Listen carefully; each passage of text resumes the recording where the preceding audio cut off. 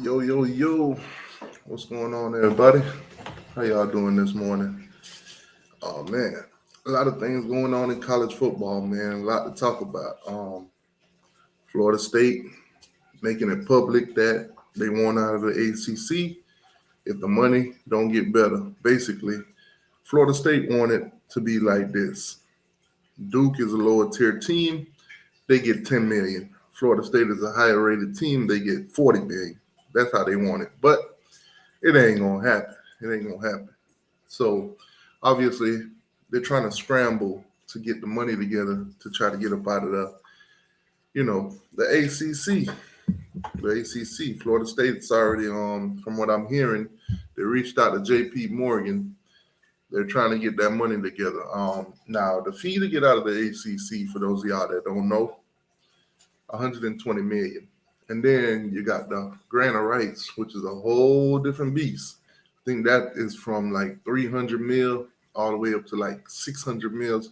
So call it like $500 million to get out. So if you ain't got no heavy pockets, you might just want to chill. Now, Florida State, to me, to be honest with you, they ain't got no heavy pockets. So it is what it is. It is what it is. August 15th, man. August 15th is the day to let the ACC know you don't plan on being in this conference pretty much. So if August 15th come and pass, that means basically all this talking is just for the future. Plain and simple. Plain and simple. Um, us Miami Hurricanes, we ain't got nothing to worry about. We got money. We got money. Now, I know it's funny how they was talking all that John Ruiz mess. Oh, Miami ain't got no money. They booster ran out of money. Life while it ain't this, life while it ain't that. Them jokes hit different when you broke. Y'all broke. It's plain and simple. If Miami wanted to leave the ACC today, they could leave the ACC today. The money is there. The funds are there. I heard from a little birdie, from another little birdie. I know somebody that knows somebody that knows somebody that knows somebody. So, in regards to leaving the ACC, the funds are there, my guy. The funds are there. So, if we push comes to shove, we could get up out of this thing. Now, when, that would be the question. When would it be, the best time to leave? So, Pac-12, or should I say the Pac-4? Pac-4. Last night, a lot of things went down yesterday in college realignment.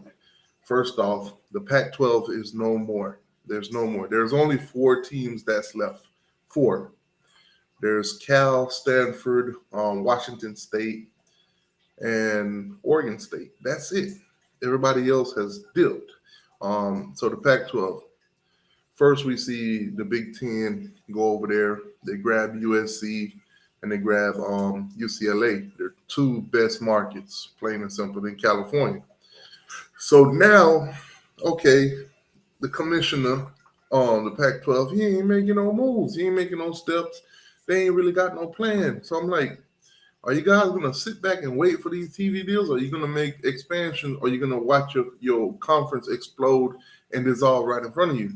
They decided to watch it explode and decide right in front of them, because here we are today, down to 4 teams. So, of course, even since last year, shout out to my guy, Golden Blue Dude, RIP to him. He would have kept you guys up to date on this on a daily basis, to be honest with you. So, RIP to my guy. Now, Oregon and Washington, they've been rumored to the Big Ten for a long time now. So, with them being, processed to the Big Ten is no surprise. No surprise. Like, surprise! No. We saw it coming. We knew about it almost a year ago. Now, Utah, Arizona State, Arizona, and of course, this past week we saw that Colorado dip to the Big 12. Well, the Big 12 picked up 3 more. Yes, Arizona State, Arizona, and Utah. Now, Utah was on the brims. They was on the brims. Because Utah, to be honest with you, when they got into the Pac-12, that was their first time, being Power 5. So, literally, if they didn't make a move, they probably would have went back down to, Group of 5 or whatever conference they could fit in, or probably try to take the independent route, which from what I'm hearing, that could be a possibility for Stanford. They might take the Notre Dame route where, they align themselves with a couple of conferences to make sure that they have certain games played on home and away games and stuff like that, and, take the independent route. So we'll keep an eye out on that to see if they decide that they want to get in the conference. But as of right now, the Pac-12 is no longer the Pac-12. It's the Pac-4. Now, they could scramble around and pick up some teams to try to put in there, but let's be honest. What's around that area that's like, appetizing? What teams around that place? What teams around that West Coast that would make, that conference, lucrative? Because it's all about the money, to be honest with you. It's all about the TV deals. Apple literally stuck it to them. Apple offered them a $20 million deal, which is below everybody. Pac-12 would literally be borderline on group of five with that kind of money.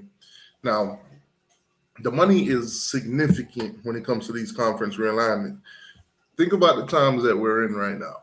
You have the NIL, you're paying coaches more yearly, and you got to update your facilities. If you have a stadium, you got to update that too. It's so much that goes into it that you need these funds. And a lot of these teams do rely on football and the TV deals. They rely on the ticket sales. And of course, fans are statewide, worldwide. They got to watch it on TV. So if you can get a great TV deal where you're playing prime time and all that good stuff, there's more money to be made. And push come to shove, when these contracts are up and they do reevaluation, they see that, hey, your market was valuable. We can make more money like that. The ACC and the Big Ten, the numbers have been coming out of what they're doing. So obviously, it's all about the money. Let's just say in a couple of years from now, the TV deals for the SEC would get each team in the SEC $100 million. Well, if you're the Pac-12, if they were still existing, and you're getting $20 million, maybe up it another year, every year you go up maybe by $1 million or $2 million. Well, you're not competing with somebody that's making $100 million. Let's be plain and simple. You're not. Now, the Big Ten, they're leading the way right now in the money, but in the near future, them and the SEC would be, tied or almost exactly the same or anything like that. So at first it was a Fox versus ESPN thing. And now we're seeing all kind of different, components of the media coming in. You got Apple wanting to come in. You got all these other streaming networks wanting to get in on the deal. So obviously I posted a question in the chat, and I kind of want to get you guys thoughts and opinions on that. Also, guys, I'm going to put a link in the chat. I know it's early morning, but I want to give you guys the opportunity to chime in and give your thoughts and opinions. If you want to come on and talk, you can. Obviously, you can see me on the screen, but if you don't want to be seen, you don't have to be seen. Everybody in there is pretty as me. That's tough. Nah, I'm just playing. I'm ugly as hell. But yeah, the link is in the chat as of right now. You guys can click on that and come give your thoughts and opinions on this college realignment. That's what we're talking about this morning, college realignment. As you guys can see by the thumbnail, though, the Miami Hurricanes, the ACC schedule all the way up to 2026, all the way to 2026. Miami has opponents that are locked in, basically, but this graphics that you're seeing on the thumbnail is basically our home and away games in the ACC. Now, I brought that as a thumbnail significantly because we're not sure what the ACC will be looking like in 2 to 3 years, to be honest with you. This was just a model of, the pod opponents. Basically, Miami has three opponents that they will play each and every year, whether it's home and away. Florida State, Louisville, and Boston College. Now, this season, we go to Florida State and we go to Boston College, and Louisville will play us at home. Next season, Florida State will come down to Miami. Also, Boston College will come down to Miami, and we'll go to Louisville. So Those are our permanent opponents, and then we'll rotate the rest of the ACC all the way to 26 if the conference stay alive. Now, recently, maybe a couple months ago, we heard chits and chatters about a magnificent 7 and a possible 8. Yes, teams that are basically trying to come together to dissolve the ACC. Now, obviously, that would bypass the fees to get out of the ACC, which, by the way, is 120 million. So not only do you have to raise that 120 million, you also have to pay out the grant of rights. So if the ACC could come up with 8 teams, which from what I'm hearing, they have it, and then some teams are iffy and stuff like that. But if the ACC could come up with 8 teams, they could dissolve the conference. Now, originally we heard that it was North Carolina, Miami, Clemson, Florida State, NC State, Virginia Tech, and Louisville was willing to join on. But as of recently, Florida State's AD, Florida State's Board of Trustees, they've had meetings. They've been very vocal. They've been very open to the public about wanting to get out of the ACC. It's not when, it's not if, it's a when we get out. That's their whole motto right now. So with all that being said, we thought North Carolina was on board until we recently hear their AD, basically shitting on Florida State, plain and simple, shitting on them for coming out and making this public and, causing a ruckus in the ACC. So obviously you could tell that North Carolina might not be on board. They might be looking at it at a standpoint where do we go next? Where do we end up? Do we go ACC? Do we go Big Ten? Do we even go anywhere? That's the question for North Carolina. But let's be honest. North Carolina as a football team hasn't been that impressive, hasn't really done much, to be honest with you.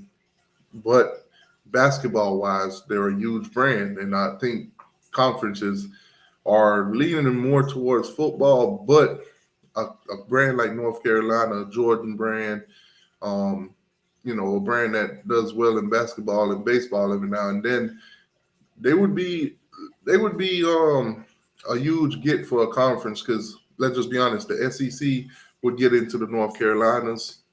Also, the Big Ten would get into the North Carolina. It's all about the market. It's all about those areas. If you could get into those markets, then you could get the viewership, and everything is ran by ads. So if you got the North Carolina market, well, you're running ads in North Carolina now. There are more guys that'll come on in that'll sponsor, because they want their ads to be ran during these games, whether it's on, ESPN with the SEC, or it's on, Fox with, the Big Ten and stuff like that. So with that being said, I think North Carolina would be, an appetizing, school for whether the Big Ten or the SEC. But I don't know what's the deal with North Carolina's AD and why he came out and said what he said. So conference alignment, man. I can't wait for this to play out. I cannot wait for this to play out. Think about this. Texas and Oklahoma kicked this thing off. They kicked it off. Texas and Oklahoma announced to the Big 12 that they was leaving. They was going to the SEC. Whole parade. Everybody jumping, hollering, running around, riot. It's like Times Square, or should I say Union Square, with, Kai, the Twitch streamer that had a whole, riot up there in New York. That's how it was when Texas and Oklahoma decided that they want to, move to the SEC. So boom, that domino effect.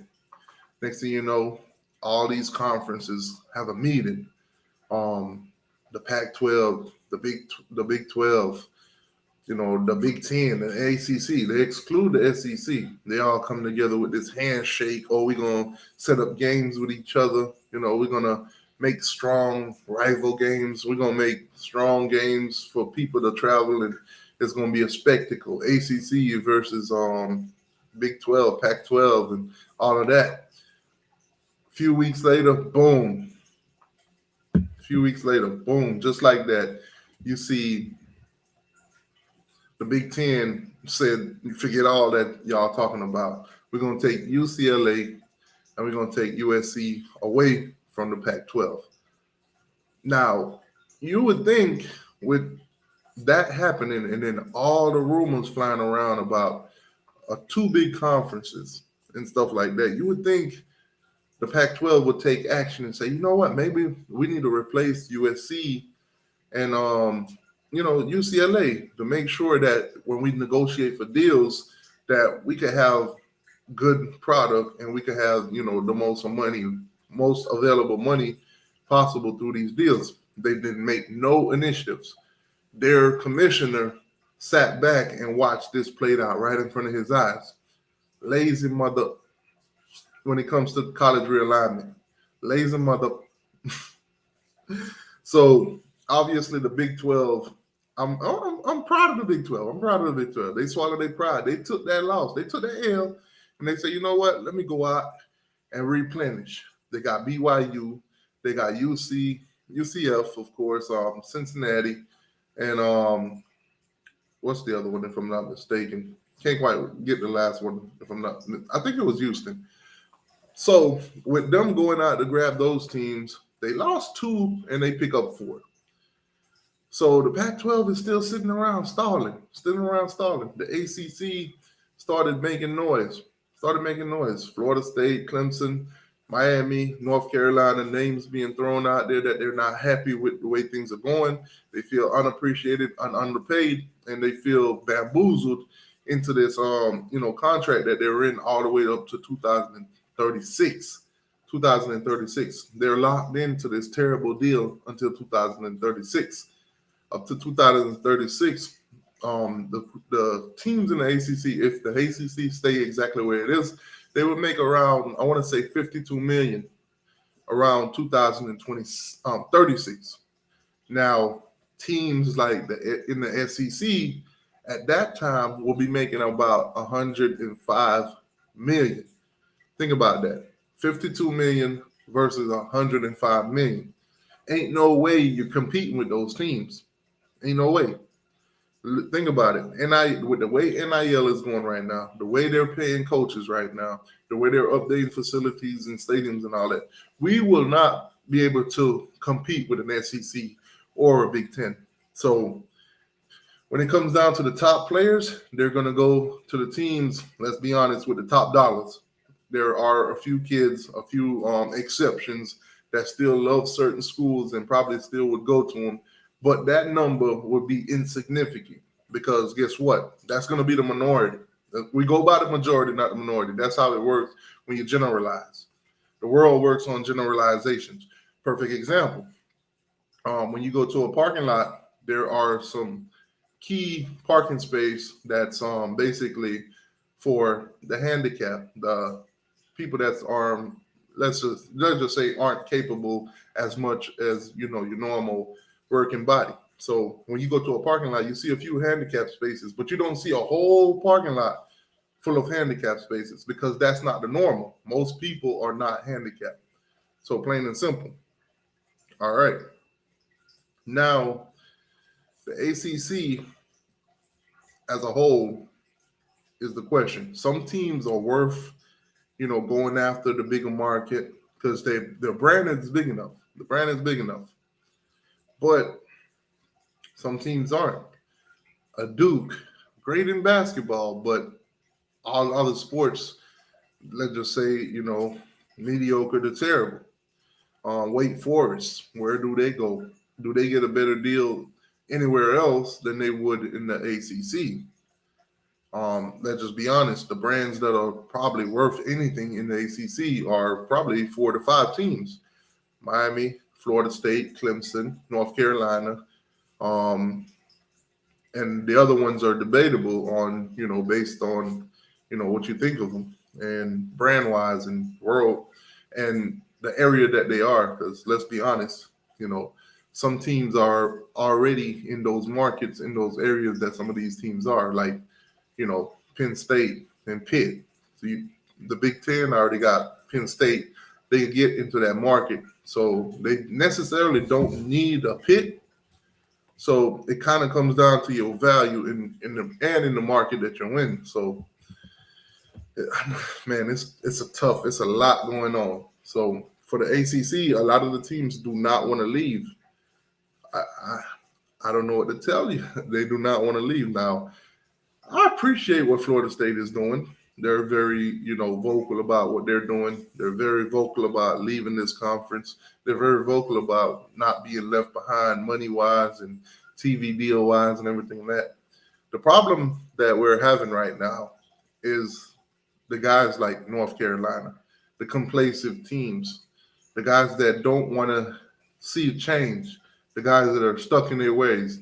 The North Carolina AD, the first thing, listen, I'm going to crack a joke. The first thing when I saw him and I saw his hairline and how it's set up, I saw this man like, you ever had one of them pillows, the little pillows that you rest on your neck, the little thing that you put around your neck when you go on the plane to fly and lay back and everything like that?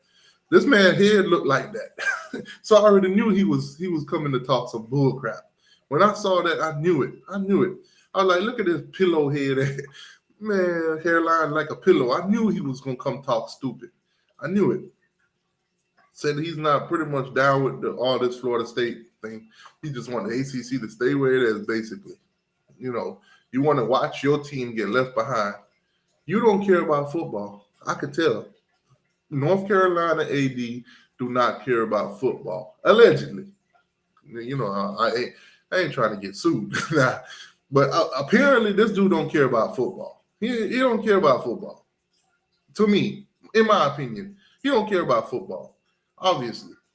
Because if you're going to watch the ACC get left behind while the SEC is making hundreds and we're making half of what they're making $50 million more. Imagine that. Florida would dog walk us in recruiting. Miami and Florida State. Think about that. The Florida Gators would dog walk us in recruiting if that's the kind of dollars that they're making versus what we're making. Imagine a 5-star talent in the state of Florida. His choices are Miami, Florida State, and Florida, and probably some other teams. We're not going to talk about them. But you got the SEC where Florida is making $105 million, while Miami and Clemson and Florida State is making 52. How can we compete with them, especially from an NIL standpoint? Because like I said, NIL is here to stay. These kids want to get paid. Deion Sanders, Coach Prime, he said it the best. All these conferences realigning because of money. They want more money. They want a bag. But they get mad at the kids in college that wants the same thing that they want, which is money, a bag. So at the end of the day, if Florida is making $105 million and Miami and Florida State is making $52 million, we cannot compete with Florida. Money talks, bullshit walks. Now, obviously, there's boosters and then, alumni and all that. Everybody could pitch in and donate and this, that, and the third. But let's just say you got a pot here that says Miami, and you got a pot here that says Florida. Well, guess what? Miami pot starts at 0. Florida's pot starts at about 50. They got about 50 million on us already. So while we're raising money, collecting money and this, that, and the third, don't get me wrong. There's plenty of money in Miami. There's plenty of alumni. We can raise that money, but we shouldn't have to. That's the deal. Miami is a bigger brand than the Florida Gators. Plain and simple. Florida State, arguably, with the Gators, they're probably on the same level. But Miami is a bigger brand than both of these teams. But you got the Florida Gators that's in a great position right now in the state of Florida and in the SEC to basically look down on Miami and Florida State based on what they're making off these TV deals. There's probably more fans that will tune in to watch a Florida State game than a Florida game. But guess what? That doesn't matter because Florida's still going to get paid more than us based on the deals that we have. So this grant of right deal, it needs to be broken. But when you have teams like North Carolina that was forward, and now they're jumping ship, they're going back to this side. Everything's at question now. Everything's at question. You got to get 8 teams to get out of the grand rights. 8 teams to dissolve this conference.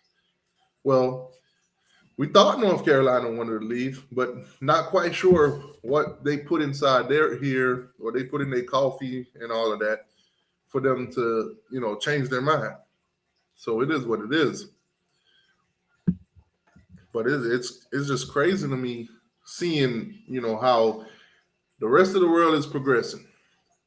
Shout out to the Big 12. Shout out to the Big 12. Guys, I'm going to put a link in the chat again. Not quite sure if, some of you guys are coming in. Hit the like button for me, please, and thank you. Hit the like button. Quick intermission. Hit the like button. Hey, yo, it's your boy, the 12th man. Hey, like, share, and subscribe. All that. Canes all day, baby. Let's go. So, obviously, guys, as you come on in, hit the like button for me. Do me that huge favor. It goes a long way. Also, share the content with another college football fan, whether Miami, Florida State, or, the Hurricane, the Seminoles. Also, college football fans in general. So, we're going to get left behind, plain and simple. If you're not the Big 10 or you're not the SEC, or shout out to the Big 12 for making the moves that they're making. They're showing that, hey, we're not dead. We're still kicking. We're not dead. The Pac-12 has just proven to you guys what sitting around waiting and negotiating and, not trying to improve happens. The Pac-12 is now the Pac-4.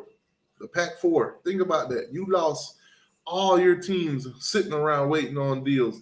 Instead of adding to your conference to improve your numbers, to improve your market, so you can negotiate more, Apple was offering them $20 million a year. $20 million. Low ball, because guess what? Apple can do that because you don't have the premier brands anymore. You got UCLA gone. You got USC gone. You got Oregon and Washington flirting with the Big Ten. That's gone now. You got Colorado coming out and saying, hey, we're gone. We're going to the Big 12. We're not sitting around and waiting for this thing to blow up. The Big 10, the Big 12 has some openings. We're going to go make sure we solidify our spot. Then you got Arizona coming out and saying, hey, you know what? I see what's going on. Pac-12 ain't trying to tell us nothing. They want to sit down and play this wait and see thing. We gone. Soon after, you got Utah, Arizona State. They say, you know what? We gone too. We gone. We can't sit around. Utah, who basically, became a Power 5 team joining the Pac-12, they don't want to go back to G5 status. So plain and simple, all right, opportunity is there for us to join the Big 12 to make more money. We gone too. And now you have the Pac-4. Pac-4. Oregon State, Washington State, Stanford, and Cal. Now, obviously, these teams will probably end up in a lower tier conference now. They'll probably lose their, Power 5 or a Power status. So they're going to drop down, basically, unless they could, somehow find a way to join the Big 12 or the Big 10, or let's just throw it out there. Let's just say the ACC. The ACC. Now, obviously, it'll be more lucrative for the ACC if these teams would actually, come on over. But it doesn't look like the ACC is making any kind of effort to do so, to add anybody. Because the deal in the ACC could change if we add more people. It could change. Not saying it's going to be significantly, higher, but it could change. 2036 is a long time. And a lot of these teams do not want to move because they don't see where they would land if they were to leave the ACC. For some of the teams in the ACC, this is as good as it's going to get. The amount of money that they're getting from the ACC, if they were to leave, it would be a lot lower. So some of them do not want to budge. Your Dukes, your Wake Forests, your Boston Colleges, those teams do not want to move because they know if we get out of this conference, we might not make this type of money. This might be the top of the crop for us. That's tough. He said them boys struggling down in Miami. Yeah, I think you should probably take that comment back. Miami has the money to leave the ACC right now. You know who's begging for money right now? FSU. FSU. FSU is scrapping up all the change that they could possibly find. They're reaching out to JP Morgan. They're reaching out to any bank that they can to get the money to get out of here. Miami has it. It's in our hands. We could throw it at you like a stripper, FSU. So stop. Stop with the Miami's down struggling. You guys are down struggling. You guys the one that came out and publicly made it that you guys want to leave the ACC, which I like. I like it. But let's not come in here and say Miami's down and struggling when you guys don't have no money. You're broke. You're broke. You guys coming out, talk. That's it. FSU, you're all talk. I'm calling out all you FSU right now. FSU, you're all talk. You want to come out and talk about leaving the ACC with no money. You ain't got no money. Sit your broke self in the corner, get your money together, and then come back to us. Miami can leave right now if they want. We got the money. We got the money. The money. We got the money. But y'all want to come in here and talk about broke. Man, I see my boy Peanut in here. Shout out to Peanut, even though Peanut trying to talk trash. Shout out to my boy Peanut, man. Peanut, what up, my guy? Peanut, man, hey, link in the chat if you want to come talk your soccer trash. I see you in here boosting up Messi. You need to get a soccer ball, put it in the background. That's tough. That's tough. Florida Sam, what's going on with you? You there? Florida Sam. All right, well, I'm not quite sure what's going on with him. Okay, he dropped off. So with all this money talk, Florida State, y'all ain't in our league. We got the money, you don't. Y'all are begging and scraping up for the money right now. So let's not do that. Let's not talk about struggling. Let's not do that. All right. You can hear me now? Yeah. Okay, first, my bad. Who your team? Gators. All right, cool. Where was you last night, man? Man, listen, I had to deal with my daughter, so you know how that be. Yeah, it's cool, man. Just book that in, man. Every Friday, 8:00, Gator Talk. Hey, I'm gonna be honest with you. I'm gonna be completely honest with you, and shout out to you. I got you. Matter of fact, I'm gonna. Can I turn on my camera? Yeah. I see. I just so happen to have on my Florida shirt this morning. I'm just be honest with you, but just to, see you. You know what I'm saying? I rock with your show just because it's kind of the same way with me. Like you rock your team, but you got respect for the other big three. Yes, sir. Yeah, I'm turning that camera off though because I gotta do some stuff. But well, what was the question on the topic? So we're talking about realignment right now. Now, right, okay. I just went on a little rut for a second because this Florida State guy talking about Miami struggling when we got the money to leave right now, but they begging for change. Okay, I'm caught up because I was just listening. So that's one of the things I was gonna say. I think you're right with a lot of those points you just said. Then with Miami does have the money to be able to do what they want in a situation like that. I don't think Florida State is in a position to talk trash simply because they're clearly, and it's not even a secret, they're clearly asking for money, like quite literally. You know what I'm saying? I'm gonna pull up the JP Morgan Chase article because that's who they're reaching out to right now. Right. Sooner or later, you might hear that Florida State taking Saudi money. I wouldn't put it past them, but I'm just being honest with you. They can't really say, well, I understand where they're coming from, but to get back to the point where you said if Miami goes to the SEC or a bigger conference, that they're owning Florida in the as far as money and I don't know. No. What I said was Miami right now they got a pot that's at 0. Florida, on the other hand, would have a pot that starts at 50. Okay. So basically in 2036, Florida will be making around 50 more, $1 million than Miami and Florida State. So Right. let's just say it's a cup. No. Let's say it's childhood. Basically, you got One you parent that got give you nothing, and one parent that give you exactly you got a $50. kid that's being raised. He got a trust fund, and then you So got a kid that got to get it out the mud. I can give you that, but do you think it's always been like that between the big three, or that's just something that the Hold on. NIL kind of made it more prominent? Give me 1 second. 1 second.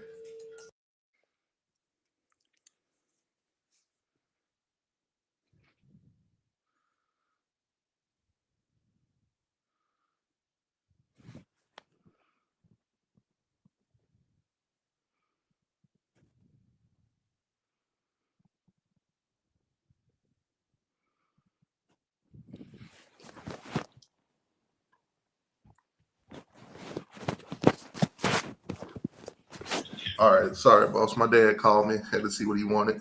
Oh, no problem. Repeat your question.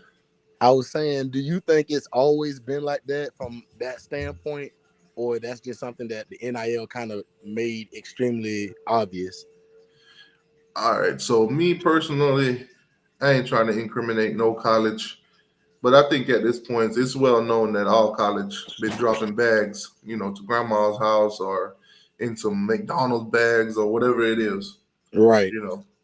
It is what it is. But now with NIL, it's obviously that these kids want to get paid. The school's gonna promise them NIL money, this, that, and the third, and opportunities to make more money, make NIL money. When you got collectives and all that good stuff, and then you got the schools that's gonna, put into their own NIL collections and shit like that. If you're getting 100 million and I'm getting 50, you got a significant, advantage over me. Cause let's just say a 5-star kid, he's well worth the money.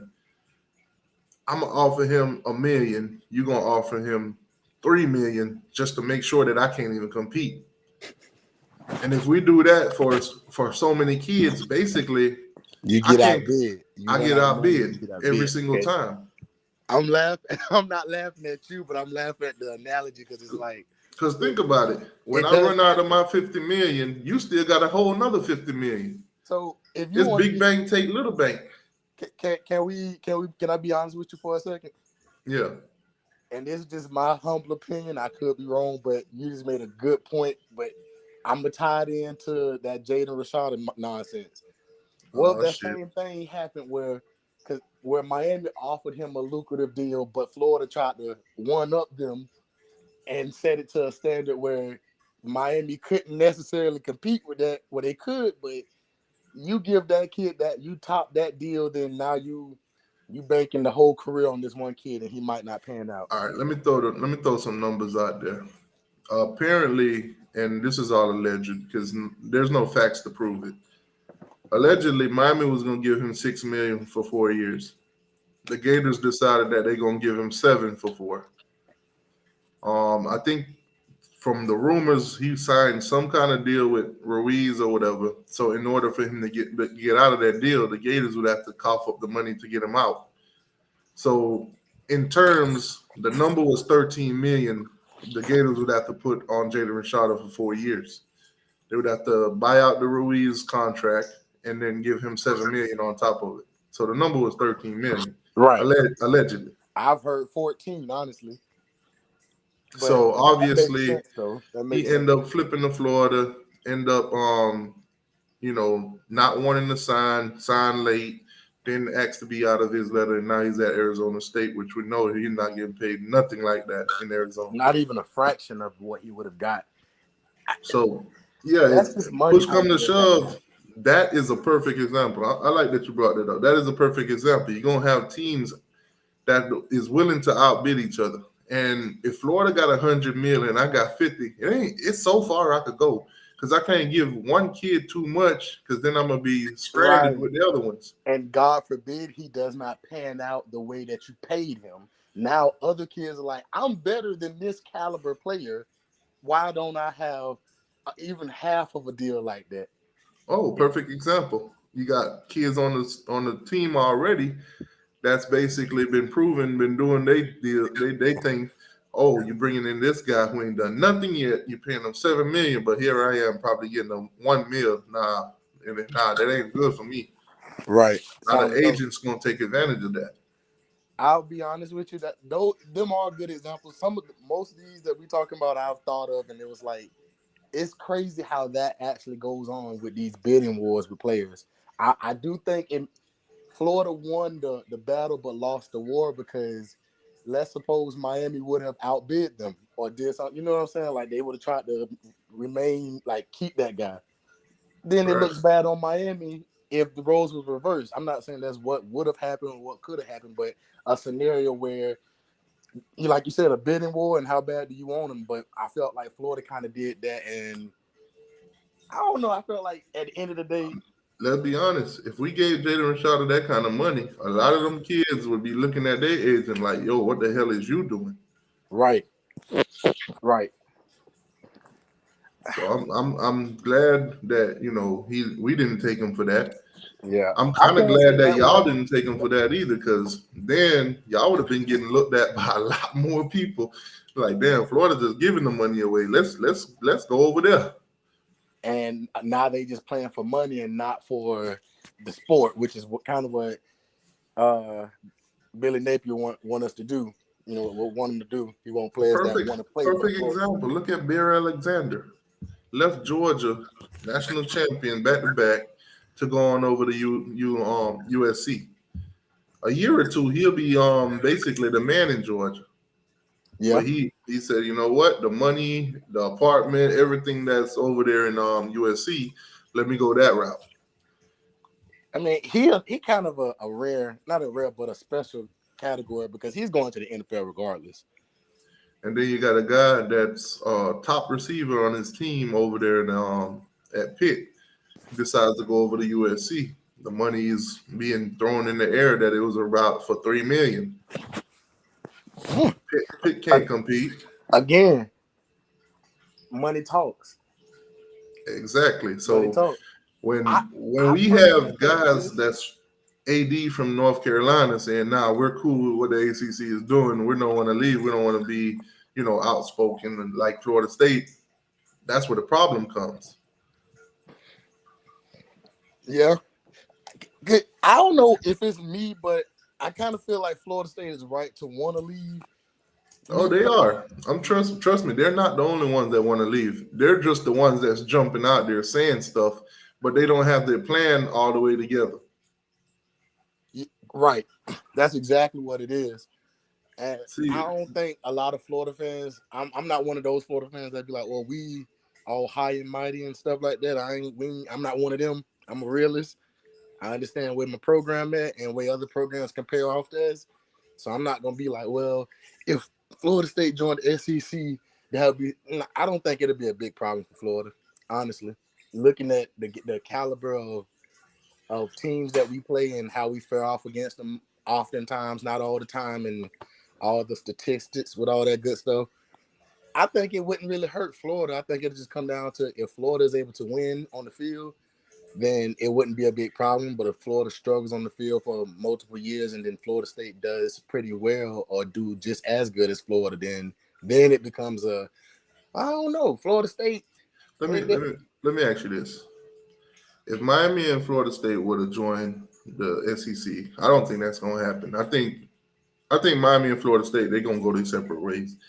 Whether one make it to the SEC or one make it to the Big Ten, that's how I feel. I don't know. Maybe I could be wrong. Maybe both of them end up in the SEC.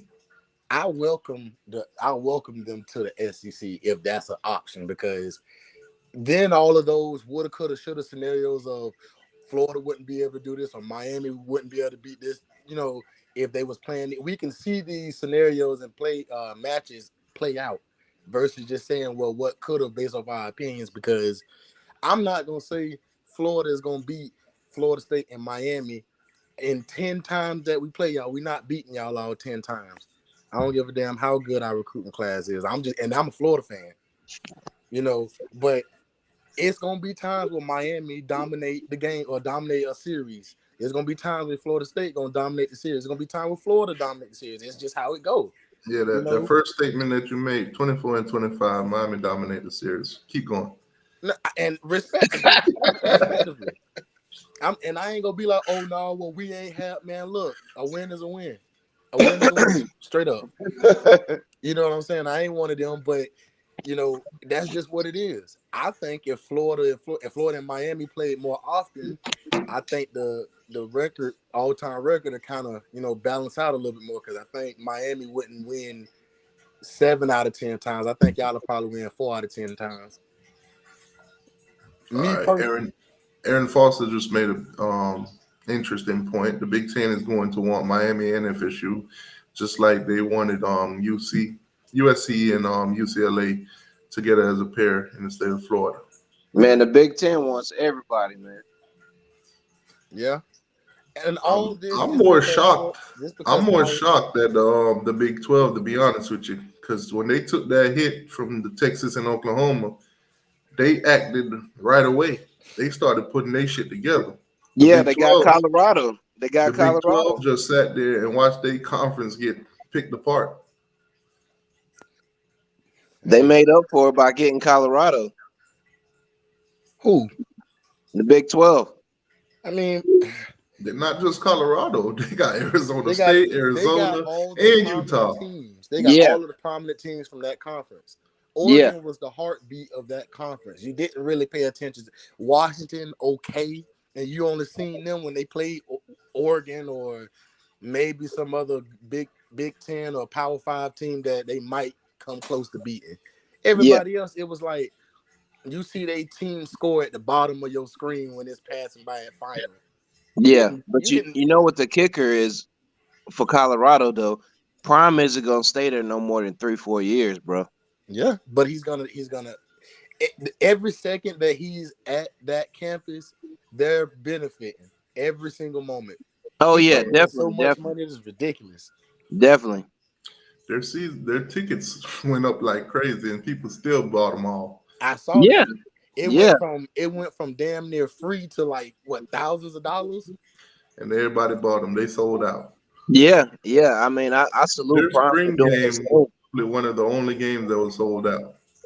I salute Prime for doing his thing, but their fan base with these expectations, with this 11-1 and 12-0 talk and all this stuff, man.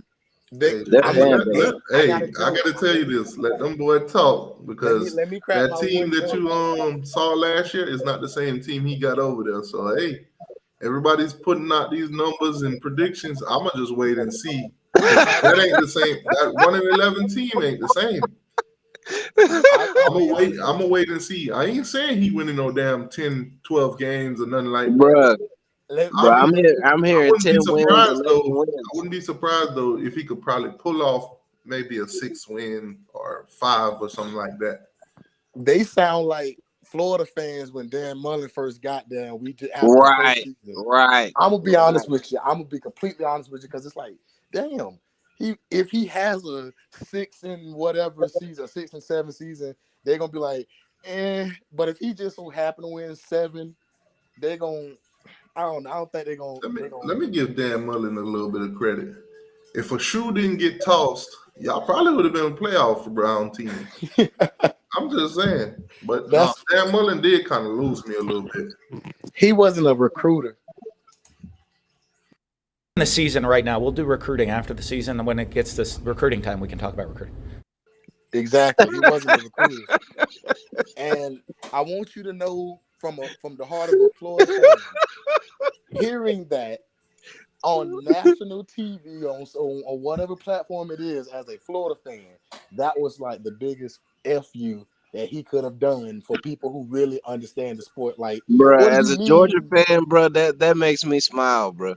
And then you know what, Petty is Kirby going on his next press conference and telling the world that he recruit 365. 24/7, 365. I'm gonna be honest with y'all though. The sad part about it is, and a lot of the Gator fans don't want to admit it, but people who actually watch football and got an actual 2 pair of eyes can see this. Florida probably won't beat Georgia for another 3-4 years. I'm gonna be honest with you. at least. Well, y'all will probably beat us next year, man, because we losing about 22 players to the NFL after this season. Did you not see these classes that y'all putting together? Yeah, but it takes time. It's gonna take You're time for right. them to, I'm not to saying actually that I'm build. not saying that y'all finna beat us by 20 for the next 4 seasons. I'm Yeah, saying y'all gonna beat us. Y'all probably might beat us double digits for the next maybe 2 seasons, 3 if another shoe don't get tossed or somebody don't fumble. But I'm just saying, like, we Now gotta be this, real with ourselves. Like, every team you gonna have your flaws, and every team that you're not gonna win every single game yeah, every year. yeah. You know what I'm saying? uh, Because I remember when Georgia was just one of those teams that was good, but they can be beat easily if you do this, or all you Right, got to do is target that. And right. Kirby Smart done built that program to where it's like, I don't know what their weakness is. I know Even their weaknesses. no, I'm not saying What's they our don't what's our have weakness, one. T2y? What's They our their weakness? weakness is Ohio State and Missouri. Oh, for Don't real? nobody want to play in Whatever Missouri. Ohio State did, whatever Missouri did, that's your answer. You can't say that Okay, if because that's Ohio our State. weakness, then how come we won? That's I what mean, I'm it still saying. goes. If you do what they did, you could win the game. But the Because only it's way you can do because what they Georgia, did because is all I'm you. saying because the Georgia won those games by circumstance. That's Okay, the true, but not Missouri all of game. those. Not all of those. How do we win the Missouri game by circumstance? Missouri should have kept doing what they were doing the They whole ran out game. of gas. They ran They out of Did ran you out of gas. watch the gas. They game? just Did you they watch the didn't game, have the T2y? depth. If Missouri had the depth of an Alabama, and Alabama, let's say Alabama would have played y'all the same way Missouri did, Alabama could have won. But see, now we going. I'm just saying, now we It's going to the all woulda, coulda, shouldas. you're right. At the end of the day, Georgia won those games. They found ways to fight through what they were going through, and they Right. won. But I get where We're you're coming from we're a though, But fourth because that quarter is team. true. We're a That is fourth quarter true. team. But I will say this: the Ohio States of the world did show that if you got a better receiving core than Georgia's secondary, then you have a chance of lighting up the scoreboard because no who else But you put up gotta 40-something remember, points on? let me our two best pass rushers did not play in that game, so CJ Stroud had plenty of time to throw the ball. Your now, Ohio State DBs, normally has a top 5 offensive now line. let me also say this. You watched the Auburn and Alabama game a couple years ago. yeah. Auburn had that game. Stupid decisions by the coaches cost them that game. And They would have Tank beat Bisbee, Alabama. And yeah, if you look Tank at Bisbee going Alabama out and of you look at bounds. Auburn in that year, Auburn had no business being in that game at all. Yeah, Yeah. you can blame that game on Tank Bisbee because his coach let him run out of bounds. That's all. If he stays in bounds, that's another 35 seconds off the clock. Yeah, they would have won that game. Yeah. So Again, I'm simply saying like teams like that, Georgia. I'm not gonna sit there and say they're not who all they say they are. My opinion, and I could be wrong with a lot of stuff. My opinion is Georgia has weaknesses. Obviously, everybody does. However, their weaknesses aren't as prominent or open as everybody else's. In my opinion, I don't think a team just gonna The come in Peach to Bowl go against play Georgia Ohio and just do State, whatever they want. Robert Bill Jr. is hurt. You know what I'm saying? Nolan Smith is hurt in that game. We still find a way to win. We have true freshmen on the field and Jalen Walker and the rest of our pass rushers, Darius Smith. We got true freshmen playing in the playoffs, rushing the now passer. let me ask you this: that hit on Marvin, that didn't happen. Do you think Georgia win that game? Yeah, I think we still win. Nah, I don't think so. I don't know. I I think we don't still think win so. because Ryan Day is not the coach to win with them. He's just not, man. A lot of people say, well, Ryan Day this and Ryan Day that, and he's complaining about this hit on Marvin Harrison. That's just part of football, man. It's just part of I football. think you only saying that because it didn't happen to your team. If that didn't happen to your Exactly. team, I It's think you happened. would have It been. happened to my team. Let's do the reverse Wait, wait, kind wait, of wait, wait. deal. Because Wait, fellas, wait, fellas. I understand where you come from with it because we all been there with those random hits that you can say, well, that's just part of football. But at Yeah, the because same it Let's time, happened to my team for let's 40 just say years. Sarge, let's just say you was an Alabama fan. When them two wide receivers went out, you would have said Yeah, the same thing. Yeah, we would have won that game and had them 2 wide receivers not got yeah. hurt. We T2Y. We said that for 40 years. T2Y. Exactly. So you could see it the other way around when people Yeah, say if I Marvin can Harrison see didn't it. get Yeah, that hit, they probably I would can have won see the it. game because they still would have had him. He still would have Yeah, been a weapon. but that's the When thing, though. he You came get off the field, the drop off from him to the next guy that was backing him up, it was a huge difference. Yeah, of course, of course. And like I said, it happened to us for 40 years. For 40 years, people told us y'all ain't won nothing. 1980, y'all ain't never gonna win nothing. But It don't matter those who were coach facts. They y'all. wasn't talking trash. Those were facts. See now, the difference between the 40 years thing is now people not saying Georgia haven't won a championship in 40 years. Now they're saying they're going to beat Florida for the next 40 years. I don't think it'll Nah, be that long. I I wouldn't think say for the next 40. I would say the next season, not this 23. I would say the 24 season probably is their best chance to beat us because right now we have we have a young team, but we have a lot of guys going pro. We might lose our whole offensive line. Amari's I hear what you're saying, but all the our rate guys that might y'all be gone. recruit versus the rate that they recruit, I don't see it happening. Yeah, I mean yeah, I mean if the momentum for Florida with this recruiting continues, I don't know, because even if Georgia is recruiting at the #1 class, #3 isn't too far behind them. You have a that's chance at true. #3. I ain't That's saying true. now if we would have been where we was last year at 15, 14, whatever it was, and Georgia at #1, then no, the gap isn't 10 places in between. It's one now or Yeah, two. So that's yeah. reasonable. That's a field goal away from beating Georgia, in my opinion. If you at #2, that's a touchdown. It might Heck, get ugly this year. This year it might get ugly for y'all. it will get ugly for us. But Yeah, it might I, get ugly. Next year it'll probably be more competitive. But this year, looking at how we've been looking in the spring, and we've only got 2 practices under our belt, as far as fall camp. But looking at the way we have it this year, it's gonna get ugly for y'all this year. I don't think it's gonna be Let's worse talk than last KJ. year. Let's talk KJ Bolden for a sec, Sarge. Yeah, shout out to KJ, man. You Where did think he he's a commit? dog? If he goes to us, cool. If he doesn't, it's fine. We got Malachi Starks. We got Jonell Guerrero. If you haven't, look up the film for Jonell Guerrero, one of the best safeties in America. He's a freshman this year. You know what But I'm he's saying? not We got #1 though. Now, yeah, KJ Bolden, from what I'm hearing, it's 3 teams involved, to be honest: Florida State, Auburn, Georgia, Auburn, and and Florida Georgia. State. yeah, Yeah. yeah, yeah, So I, obviously, Florida State think it's them. Georgia already got his teammate committed, the guy that he wants to play with, yeah, and he's already said basically wherever he goes, I'm going. So if you end up getting them, that's great. If you end up not getting them, your other guy might flip. yeah. He I might think flip. Now, that's the same Florida State, scenario.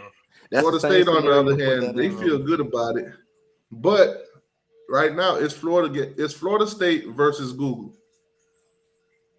Because Google, I don't know if Google leaked it on purpose, but the story on Google was KJ Bolden, commits to Georgia's 2024 class.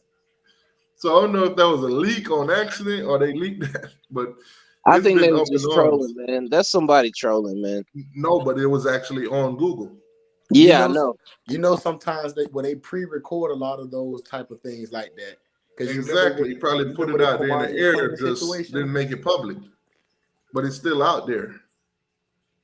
I If I make think a YouTube video right now and I put it out there, I might leave it to where you can't watch it until a certain time, but it's Yeah, still in the air. yeah. It's still posted. Yeah, So I would not be surprised if this guy commits to Georgia and it was and a he can giveaway. always flip too. He can flip too. And if he That's commits why. to Florida State, then it is what it is. Yeah, We've that's why these people who are going crazy that they have a top 5, top 10 recruiting class in June and July and August. You still have more time for these guys to flip. You got time for these guys to decommit. So some people need to calm the fuck down, man.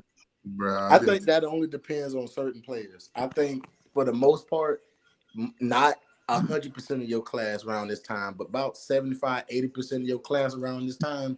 If the people that commit are most of them do stay I want for you the to think most part. about this, Sarge. Miami had the top 10 class last year, number 7 in the country. Right. We was told that once these games get played, all these guys gonna flip. Miami went out there and looked like shit. None of them Right. flipped. None of them Right. flipped. Right. So I'm not saying that, nobody's gonna flip, but I'm saying in our scenario, nobody flipped. Yeah, every school's different, man. Every school's Exactly. different. Miami is in a prime location with the money to back them up for stuff like that. So even if y'all trash for a year or two or however long y'all sorry, you're in Miami, Florida. You could be sorry on the field and have a nice life outside of that football field. You hear that Florida State? We ain't in Tally Ho. We ain't with the Seminoles. I'm just being honest. Like that's the biggest. That's like an easy recruiting pitch if you even need to use it. Like, do I even need to say more? Man, Colorado. All you gotta do is get them beautiful mamas to come down here. The mamacitas. Let the mamas see the beaches and the whole the nightlife and all that shit. It's a wrap. Especially if she's a single mom, like Deion said. But yeah, the Colorado, man. Colorado's they're still gonna pick some people. Some of these recruits are gonna flip to Colorado. I hope Chance Lesnar do. I ain't gonna lie. I personally think, well, you talking about that cornerback? Yeah, I hope he's flipped from Florida State to Colorado after doing all that. That'd be funny, and I ain't gonna lie. I would love that because that's one less elite player Florida has to worry about. But to the Georgia, the Georgia fan? A lot of people keep saying, "Oh, that flip from that linebacker that went to Auburn was DeMarcus Riddick." Yeah, DeMarcus Riddick. Yeah, he only flipped because y'all landed a better linebacker. I think he did that, and I think Auburn told him that he could start. You know what I mean, from day one. Far sooner, yeah. I think that's the only thing. I think he wanted to go to Georgia, but with them landing the number one linebacker, he was. And plus, he said in the interview on On3, he said that Georgia was too far from him. He wanted to stay closer to home.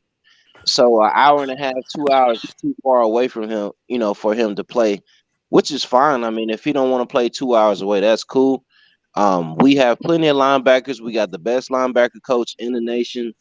I'm not really worried about the linebacker position at the University of Georgia at all. I wouldn't either. All right, let's say some conference alignment. Let's say Miami go Big Ten, Florida State go SEC. Yes, please. I'm begging for Florida State to go SEC, bro.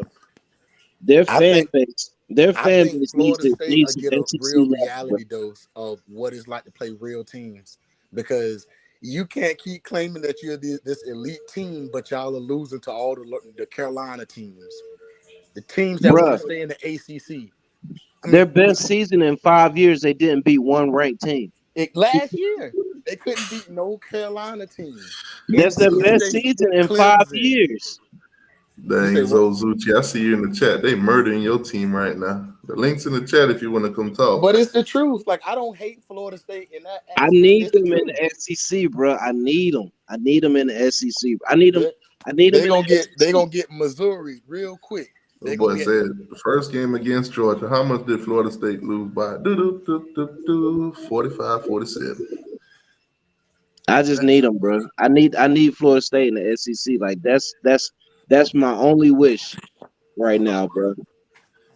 I think that'll be one of the teams that y'all should play them every year, and people can start saying, "Well, it's not even us. It's not us. It's not Bama. It's the other teams like Kentucky, Tennessee. It's those teams that they think will be an easy win. It's not going to be an easy win. First loss that Florida State get, the ACC. I'm coming home. That's what I'm saying. Home. People think. When was the last time FSU won the ACC? 14. Okay, so you haven't won the ACC in 9 years, but you think you're gonna go to the SEC and do something? Okay. And the team that's been winning your conference got drugged by a team that was a runner-up in their conference in a bowl game. Yeah. Didn't Tennessee destroy Clemson in the bowl game? It was Battle of the Oranges in the Orange Bowl. They squeezed all the orange out of their jersey. Yeah, they squeezed all the orange juice out of them. Exactly.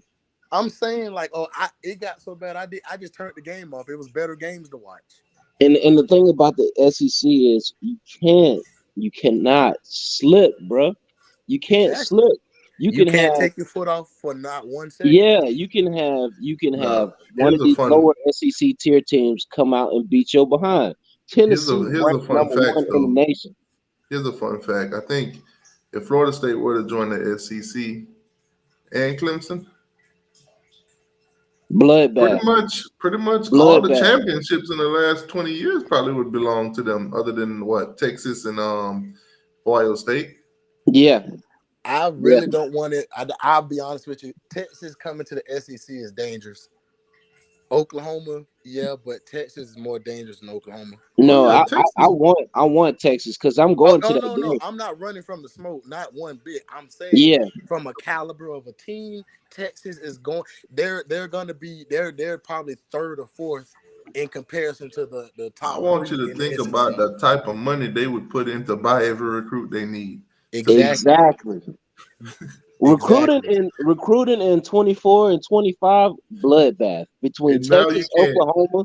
and now you can't tell Texas, oh, I'm going because I want to play in the SEC. Guess what, Nope, motherfucker? We in the SEC. What's up? exactly. Oh, But you but said that Georgia that's giving you $1 million? Man, you that. know But what? you got to think Usually I though. don't do this, but 5 million. You also got to think about it like this. That builds a team that's only playing for money. What happened when you playing against a team like Georgia or like Bama that got players that's playing, well, not so much Bama, but players like teams like that But that let's got just be players that honest though, in a year or two, all these kids that they all gonna be playing for money. Yeah, I mean, y'all was talking about Bear Alexander. You gotta remember, AD Mitchell did the same thing and went to Texas. I want you to think about how many kids that went through college that didn't make it nowhere in football afterwards. Those kids are probably looking back and saying, damn, man, I wish NIL was around. I would have made some money. Because Yeah, I'm obviously not making no money on football right now. yeah. exactly. And I want you to think about how many of those players that probably speak to kids on a regular basis and tell them, hey, man, get your money. I understand you want to play football, this, that, and the third. I was just as good as you are, and here I am. So get the money while you're in it. Georgia's Georgia, recruiting whether pitch you want to is play for Georgia or not, guess what? Georgia's yeah. still gonna get paid. But think about it. Our recruiting pitch is if you're a 3-star or 2-star or like a low level 4-star and you don't get NIL, we can develop you in 4 years to get drafted. We can Nah, develop you in I ain't 3 gonna years lie to to get you. drafted. The way y'all been recruiting, I know y'all pitch. If you're a 2-star and you're a 3-star, we don't want your ass. No, that's not true, T2y. Nah, they really was like 1 star, 2 star, 3 star. It don't matter. We send them all to the NFL. Now they pitch for them is, man, we already got our class. We got 5 stars and 4 stars already. Maybe 1 or 2 3 stars we'll pick y'all up. But don't get Maybe. too comfortable. Man, but hey, that's a good thing for y'all though. Y'all get all the top-notch players. Y'all proving it. Y'all winning championships. Y'all putting them in the league. So right Yeah, that's now, the worst that's part what we about it. trying to You get have to at. We just in admit a that. race. To be honest with you, we in a race with Florida to get there first. Because most of the recruiting battles been between Florida and Miami. It's not even necessarily Florida State. I think that's you talking about as in recent or just now. As in recent now, Billy and Mario is in a race to basically build these teams. Yeah, I think I would agree with you on that. I feel like I got Florida State family around me, and they all feel like, oh, the portal is gonna be our guy. We just gonna get everything out the portal, and it's like you can't tell them that that's not the way to go. But in reality, if you're looking at it as a longevity, that's only gonna last but so long. Yeah, man, Georgia, Georgia look at 3 stars and 2 stars and say grad transfer. They look at them and say, hey, man, in a few years we might need a grad assistant. That's the crazy part. Sarge, why you ain't tell me Katie Turner that for Florida used to work for y'all? You say who? Katie Turner, y'all recruiting specialist. You know what? The white I'll chick. be honest with you. I just seen a little documentary on was it ESPN about that. Yeah, the 30 under 30 or some shit. Yeah, I ain't gonna lie to you. I just saw that like not even 48 hours ago, and I was like, well, Man, she been bouncing around, ain't it? Alabama, Louisiana, then Georgia, and now Florida. Man, y'all can't trust her. exactly. You can't trust none of them, honestly, but I exactly. can't trust her. Now that bit breathe, that little bit nice. I mean, but she do a thing wherever she go though.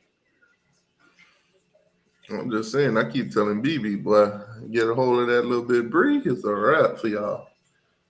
That bit about to have a little hurricane. So do you think Miami is gonna have a fairly decent season this year? Or you Oh, think absolutely. We can't go down from last year. you right? I mean, you could, but it's Nah, unlikely. ain't no way in hell we're gonna be as bad as we was last year. Last year was the baddest of the baddest. Was it? Duke put 45 on us. We lost to Vanderbilt. Florida State beat us 45-3. Florida State beat us. We lost to freaking Middle Tennessee State. They put 45 on us. We lost to Kentucky and made them look like a top 15 team. We lost to Pitt the last game of the season. The whole team gave up. They didn't want to go to a bowl game. Our fan base derived from one thing and one thing only: 2008. You cannot. We both have similar problems, but we can go tit for tat. Come on now, don't act like y'all the only ones that got a dumpster fire. Ours is just a different color. We didn't score a touchdown in 6 quarters. We almost lost to Oregon State with no points. We had to beg them 30 seconds left on the clock. Hey, could you let us get 8 more yards so we can get in field goal range and make it look respectable? Damn. Oregon State, you don't even know who their quarterback is. Matter of fact, name me 3 players that you can name off the top of your head came from Oregon State right now. Damn. Only thing I remember from Oregon State, and I got you. This is the only thing I remember. And J.M. Griffin. Dominant touchdown run. And what was his name? I don't even know, but that boy did the Gator Chomp. I was like, no, ain't no way. Look at the Florida State fan enjoying us talking all this bad shit about our team. I mean, it's the truth. Our team, Now, Florida. I must say this, Florida State fan, y'all owe me, man. Because I tried to save y'all last year, but y'all didn't listen to me. But y'all owe me. When we was doing all these shows last year, I told y'all was going to go 0 for 3 versus all 3 of them ranked teams. Everybody called me a hater. Everybody saying, "No, man, didn't. you just hating on Florida State." I remember when you said that, and I'm not gonna lie, I was like, you know what? The teams that they beat that was somewhat decent, that should have been ranked or could have been ranked. Those were situational games where they won it like in the last quarter, like the last few minutes. Look at how they beat LSU. Right, that's what I'm about to say. LSU. I think if LSU had a game before that, that wouldn't have been as close of a game. Florida State had a game before that, so they had basically a tune-up game. My thing with Florida State, man, y'all better calm down, come back down to earth. I want y'all to think about playing the teams that y'all went 0-3 against. Those are teams that y'all need to think about. NC State shouldn't be a team that you should be like, you know what? I don't know how this game finna go. Yeah, I think they dodged NC State this year. I don't believe. I have zero faith in Clemson. You can't convince me Clemson is still that program. I think they're gonna have probably a solid defense, but offense they're gonna look like. Offensive wise, they got that Riley kid. So I don't know what. From what I'm hearing, he's going to the basics. If we being honest, as we kind of was talking about recruiting, when Clemson landed that linebacker that was like number 1 and number 2, the white linebacker or the top Trouter, whatever his name was, he was like at the time he was like the best linebacker prospect or something like that. He was like really, really highly ranked. Georgia just knew they had him too, but I thought he was going to Georgia too. But then I realized what white linebacker Georgia has right now. Y'all don't even look right with white linebackers. I can see him at Clemson. I mean, it's just like Miami. When I look at our team and I look at the linemen, especially on the D line, most of the time it's all black. So when it's a white lineman, especially on D line, and they got Miami in the mix, half the time I don't think they coming to us. Exactly. And that's what I'm saying. Even with the offensive linemen, we'll get a few, kids from up north every now and then. But most of the time, when you look at the other teams that they got us going up against to get them, and I look at they O line, it'd be mostly white guys. So that's one thing I will say. We I've been could try impressed not with Miami to. with. We could try not to, put too much thought into it, but you kind of gonna go where you're comfortable, to be honest. Yeah. And if your backgrounds are similar, you probably will end up with the people that you're more similar with, to be honest. Yeah. Y'all was very shocking to see that y'all are putting together a very elite offensive line unit that y'all got. Oh man, don't say that too loud now. They're gonna get on you. Hey, I got eyes too, and I stand on it. I'm not one. Like I said, I'm a realist. I acknowledge stuff when it's there. I'm not gonna sit there and pretend like it's not something, because when it's our turn, when we got it, I know what we got. You know what I'm saying? See, that's the thing too. A lot of the Florida fans think I be talking trash, but last night's show we pulled up the scholarship demographics, basically showing your seniors, your juniors, your sophomores, your freshmen, and everything like that. I was there for a little bit. I didn't get to see too much of it, but I know what you're talking about. So when you look at the disparity on your team, there's not a lot of top guys that should be leaders. Because when we're going through the list, I'm going through the list with BB, and most of your seniors and juniors ain't even starting. Exactly. They're behind the sophomores, and once in a blue moon, you'll have a junior. Then he's telling me these freshmen coming in, and they're in the 1 or 2 positions. I'm like, yeah, that's gonna be a tough year. It is. I mean, leading into the future, as long as those freshmen and juniors that you're giving, sophomores, I'm sorry, that you're giving this time to, as long as they don't transfer, you'll be very prosperous in the future. It's like this. If in reality, Florida could have a very much of a Texas A&M season where they could be a couple plays away from winning more games or winning what they should, but they gonna really miss out on a lot of plays and fall to what they did. All the prominent games they're gonna get kicked to sleep. And they're gonna make it look like they're gonna shock the world against one team only to blow it. The typical SEC fashion. It's gonna be a lot of that. It's gonna be a lot of that. But to what you was talking, what we was talking about with the O line, look, like I said, y'all. So let me ask you this: with all the alignment stuff going on, if you could add, let's just say y'all at 16 already, right? Four more teams to basically cap it off at 20. Who would you add next? That's out there. That's out there. So I'm gonna be honest with you. In real life, I'm taking Florida State, but I'm not taking Miami. Okay. Me personally, I'm taking Florida only because Florida State has somewhat been slightly a little bit more proven in more recent years. If we're going off of more recent, not last 20 years, but just what have you done for me lately type mentality. Because as you said before, money talks. So I'm gonna take Florida State. I mean, you just gonna bypass them last 4 seasons that they was under 500. Hey, I get it, but if we talking money wise, who's I don't know. You right. It could go either or. That you asked me and not everybody else. Me personally, Right. I said I would choose Florida. So you taking Florida State? Who else you got? You still got 3 more slots. Who else is Clemson. left? Clemson out there. I mean, basically just grab from the ACC or those last 4 teams out there in the Pac-12.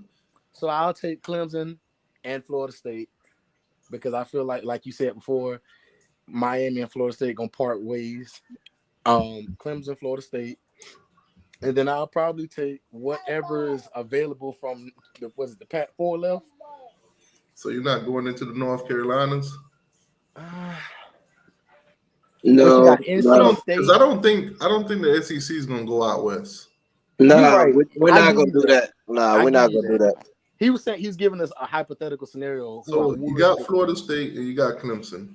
You got to take two more. I would think you probably want something at least in the North Carolinas.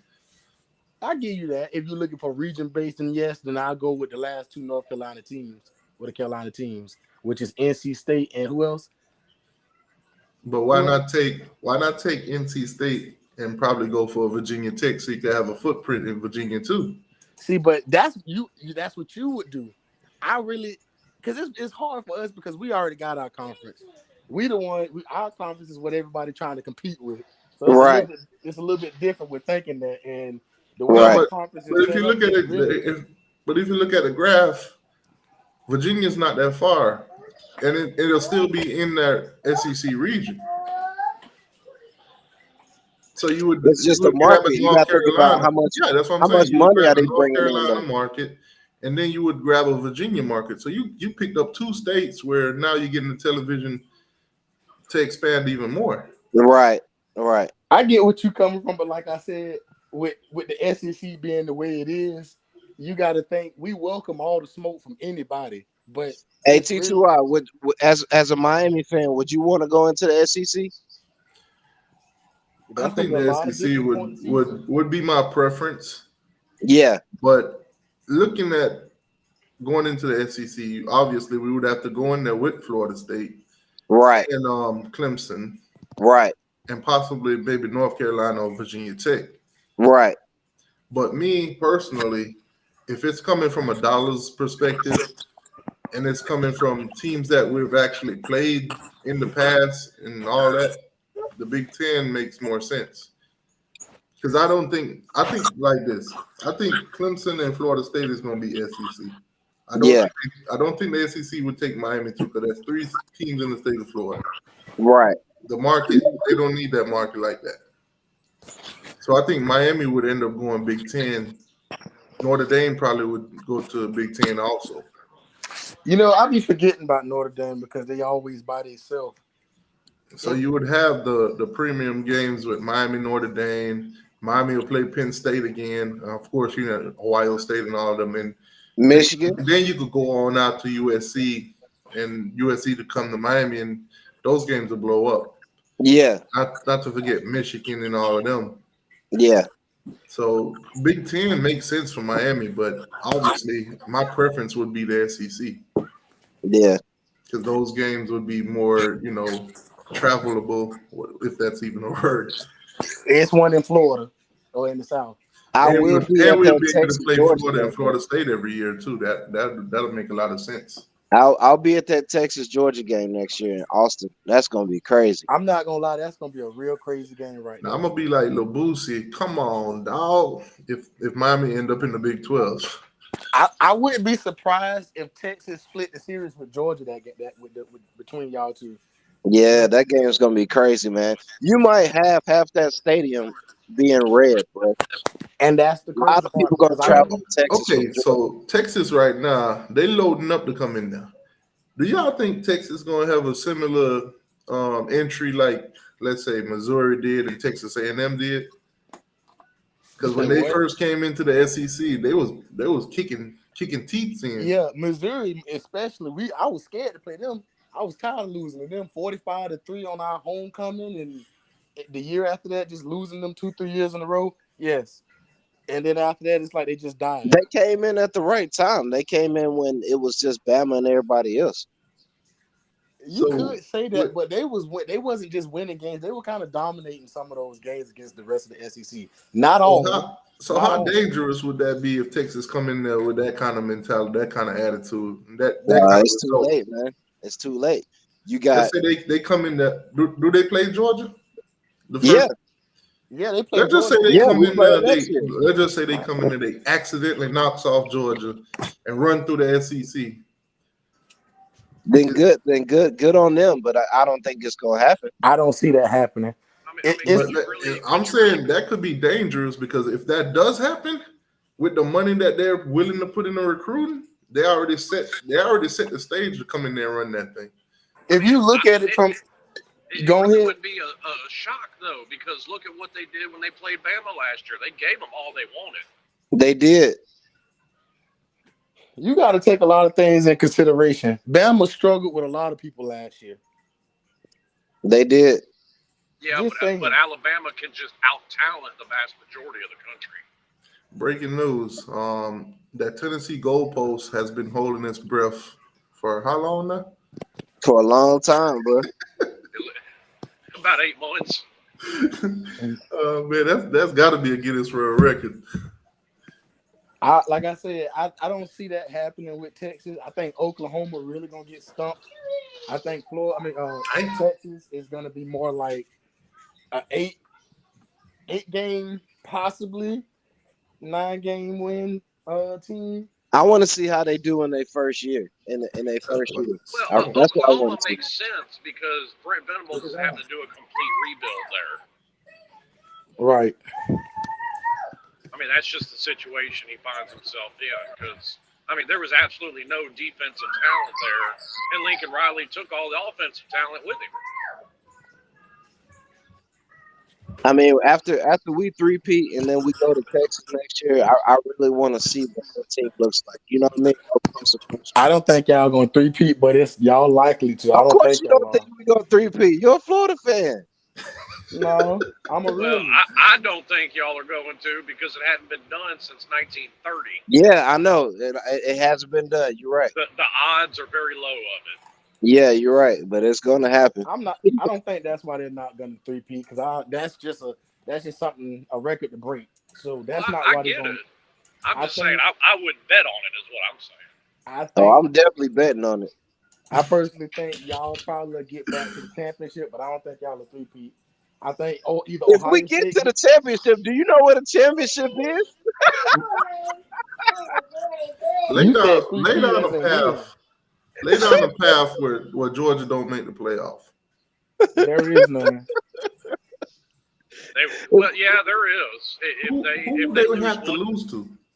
If they lose one game in a regular season and lose the SEC championship, they won't be in the playoffs. Yeah. I mean, looking at their schedule, one game that they would have to lose a game in the regular season. Right. So right. if you had to throw a team, I'd probably go with Tennessee. We've gone 2 years without losing a game in the regular season. We're 24-0. See, I tend to think if you're going to lose a game during the season, it's a team that you don't see coming. Kind of like what happened a couple years ago when Georgia lost to South Carolina. It's a team you don't see coming who beat you. Yeah. And that's one of the teams that they got. Jake Fromm at quarterback. Yeah. Well, I mean, they're not the only ones, though. I mean, same thing with who would have thought that Ole Miss would have beat Alabama 2 years in a row. Right. So it just seems to be the way it tends to And work. who would have thought Tennessee would have beat Alabama last year? And LSU. They needed a lot of help from Alabama to beat them. Yeah. But, I mean, we've gone 2 years without losing one regular season game. It's not going to happen this year. Once again, the odds are very low. I'm just saying, if there's a path for them to not make the playoff, they would probably have to lose to maybe Tennessee in the regular season. They'll probably still go to the SEC championship, but they would have to lose that. The question is, who will they play in the SEC championship? Probably LSU. I think it's more likely Alabama. Nah, I don't see the Gumps. I see the Gumps losing to LSU and Ole Miss this year. Ole Miss is a sleeper team. A lot of people not paying attention to Ole Miss. I'm not saying they're bad, but I've said it before. I got no faith in Lane Kiffin as a head coach. Yeah, they got the best running back in the nation right now. They're a sleeper team. They really are. Yeah, But, Lane Kiffin's sleeping his way across campus. But I think Tennessee and Ole Miss are our only threats right now. I don't see us really scuffling our feet with anybody else. I mean, I think we learned from last year from that Missouri scare. I think we learned, that hey, we got to take every team seriously last year. So I don't see any hiccups this year. I really don't. But And that's something else that tends to happen, though. I mean, even super dominant teams that go on to win national titles, all of them have got a game or two that's close during the yeah, year. yeah. With the way we played against Ohio State in that fourth quarter, the way we played against Missouri in that fourth quarter, I don't see any hiccups this year. And if we do make it to the national championship, it's in Atlanta. Nobody's gonna beat us. If we're about to three-peat in Atlanta, nobody's gonna beat us in that stadium, man. I'm sorry. I don't know. Y'all actually got a bad record in that stadium. No, we don't. We're 2-2 in that stadium. Oh, don't get up to 2-2. I know at one point it was 0-2. Yeah, it was 0-2, but now it's 2-2. But I mean, we heard all this talk that we wouldn't repeat last year, and we won't win again for 40 years. And then they ranked us number 3 after winning the national championship over Alabama. They ranked us number 3, and then we proceeded to blow out Oregon 49-3. You see what I'm saying? It's like whenever they try to put their foot on us, we kick their foot to the side and we shove a sword up their behind. So Stop it. I mean, Dan Lanning had been there for 5 minutes. it doesn't matter. That don't matter. That does matter. So Sonny Dykes and TCU of the world are the exceptions to the rules. That what happens the majority of the time first year is what happens. So with Brian Kelly and LSU had been there for 5 minutes and they beat Alabama, what does that mean? Okay, that was not a great team last year. They're still an 8-4 team. What are you talking about? Yeah. That's the majority of what happens is you're an 8-4 team. Okay, you pull an upset, great. Yeah, LSU pulled an upset with Brian Kelly in his first year. They beat the top 3 team in the nation.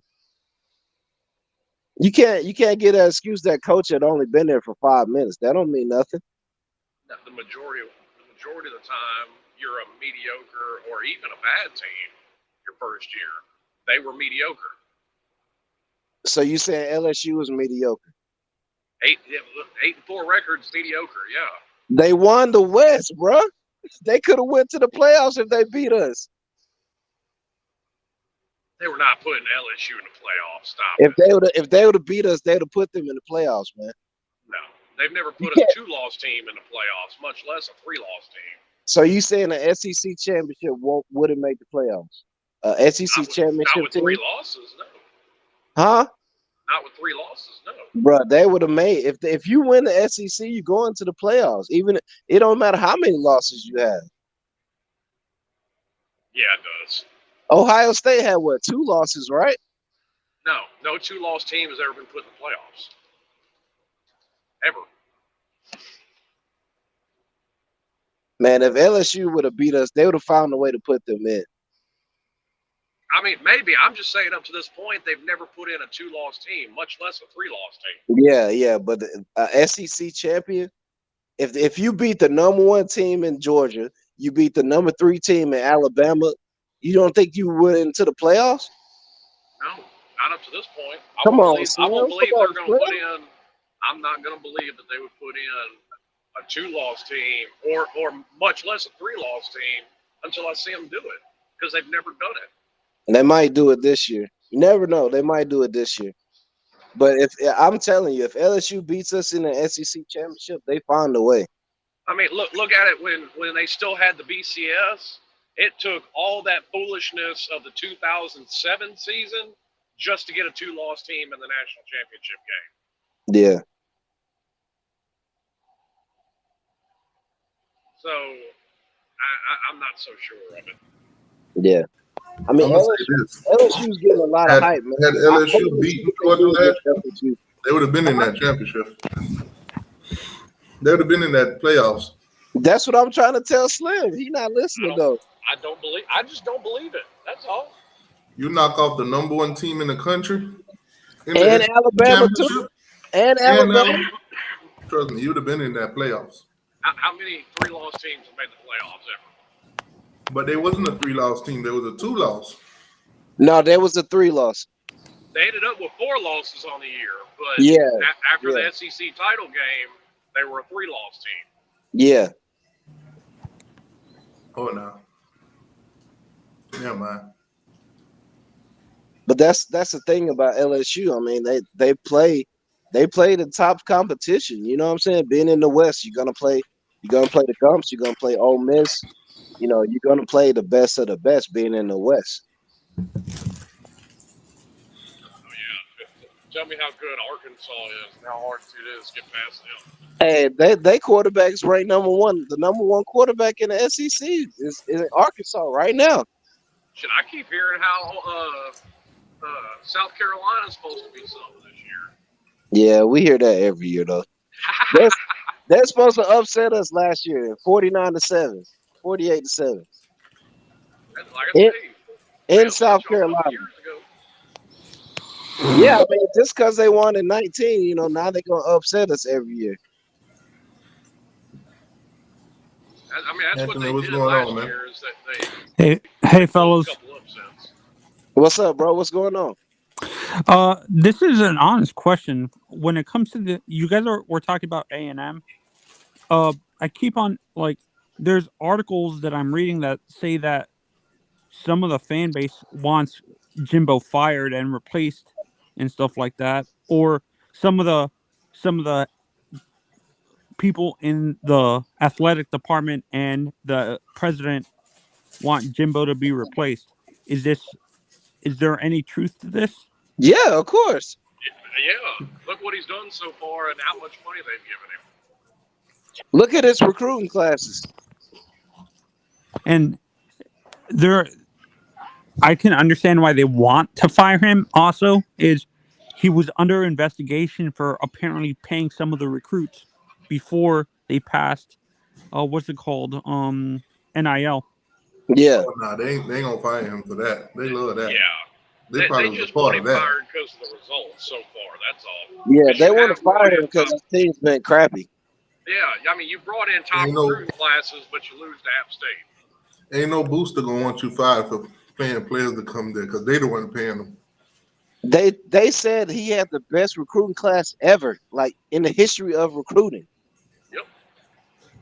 I can't believe I'm saying this. I think Jimbo to me is one of the more overrated coaches in college football the past few years, the past maybe He 10 has years. a national championship, bro. No, It's besides hard. what? I No, mean, I besides think that he's talking one about- national championship, I besides think he's that talking one. about that Texas A&M because that Texas A&M, let's be honest, Jimbo's been dog shit. Well, Jimbo's problem is he's trying to run that same offense that he ran at Florida State in Texas A&M, and it was great in 2013. It ain't so great anymore. Yeah, you got to evolve. Jimbo is what. I can't. I think Jimbo has this old school mentality, like a Bill Belichick or one of these coaches that they refuse to change their way of thinking, even though they know they have to evolve. They want to be. Yeah, Jimbo's like Ash, man. He don't want to see Pikachu evolve to Raichu. But remember that Texas A&M team, they that's beat common. LSU last year. That's common. Look how long it took Nick Saban to change his ways. That's true. No, and I actually give Saban the benefit of the doubt. He actually coached in the NFL as a defensive coordinator for a little bit before he became the head coach at Alabama and stuff like. He was a DC for like Cleveland or something like that. I can't remember what team Yeah, he was when Bill Belichick was the head coach of Cleveland. Yeah, so I actually give Nick the benefit of the doubt because of the fact that he was coaching the NFL before he became the coach at Alabama. When did he become the coach? I think this year raises some red flags for Saban though. I think this year they're gonna struggle. I'm kind of with you a little bit because you're seeing things out of Alabama that you haven't seen under Exactly. Nick Saban head coach teams there before. Exactly. They're way more undisciplined than I've ever seen them. They're wearing the same uniform, but it's different players. I'm sorry, man. They're not the same Gumps, man. They're just not. A lot of people don't want to admit that, but it's not. They're not the same, bro. No, But no, and Bama, to me, I've noticed with A&M. A&M has the same issue that Miami has. They can't recruit the quarterback position that well and stuff like that. Like Whoa, before whoa, Jim, whoa! Flag on the play. Wait a Flag minute. on Wait the a play. minute. Wait a minute. Miami has had trouble developing the quarterback position. Is what I'm Are saying. you Don't say sure about recruiting, that? though. Wait a minute. Are you sure about that? Because Brad Kaya holds literally every quarterback record at Miami. Couldn't Brad After Kaya come Brad back Kaya, another season? after Brad Kaya, name the successful quarterbacks that we've had in terms of recruits. Slim. That's what I'm saying. Okay.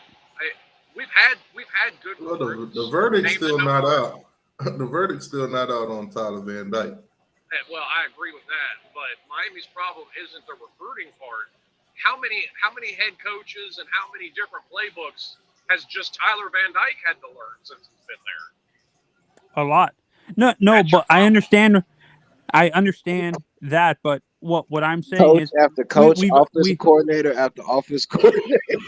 no, but what I'm saying is I thought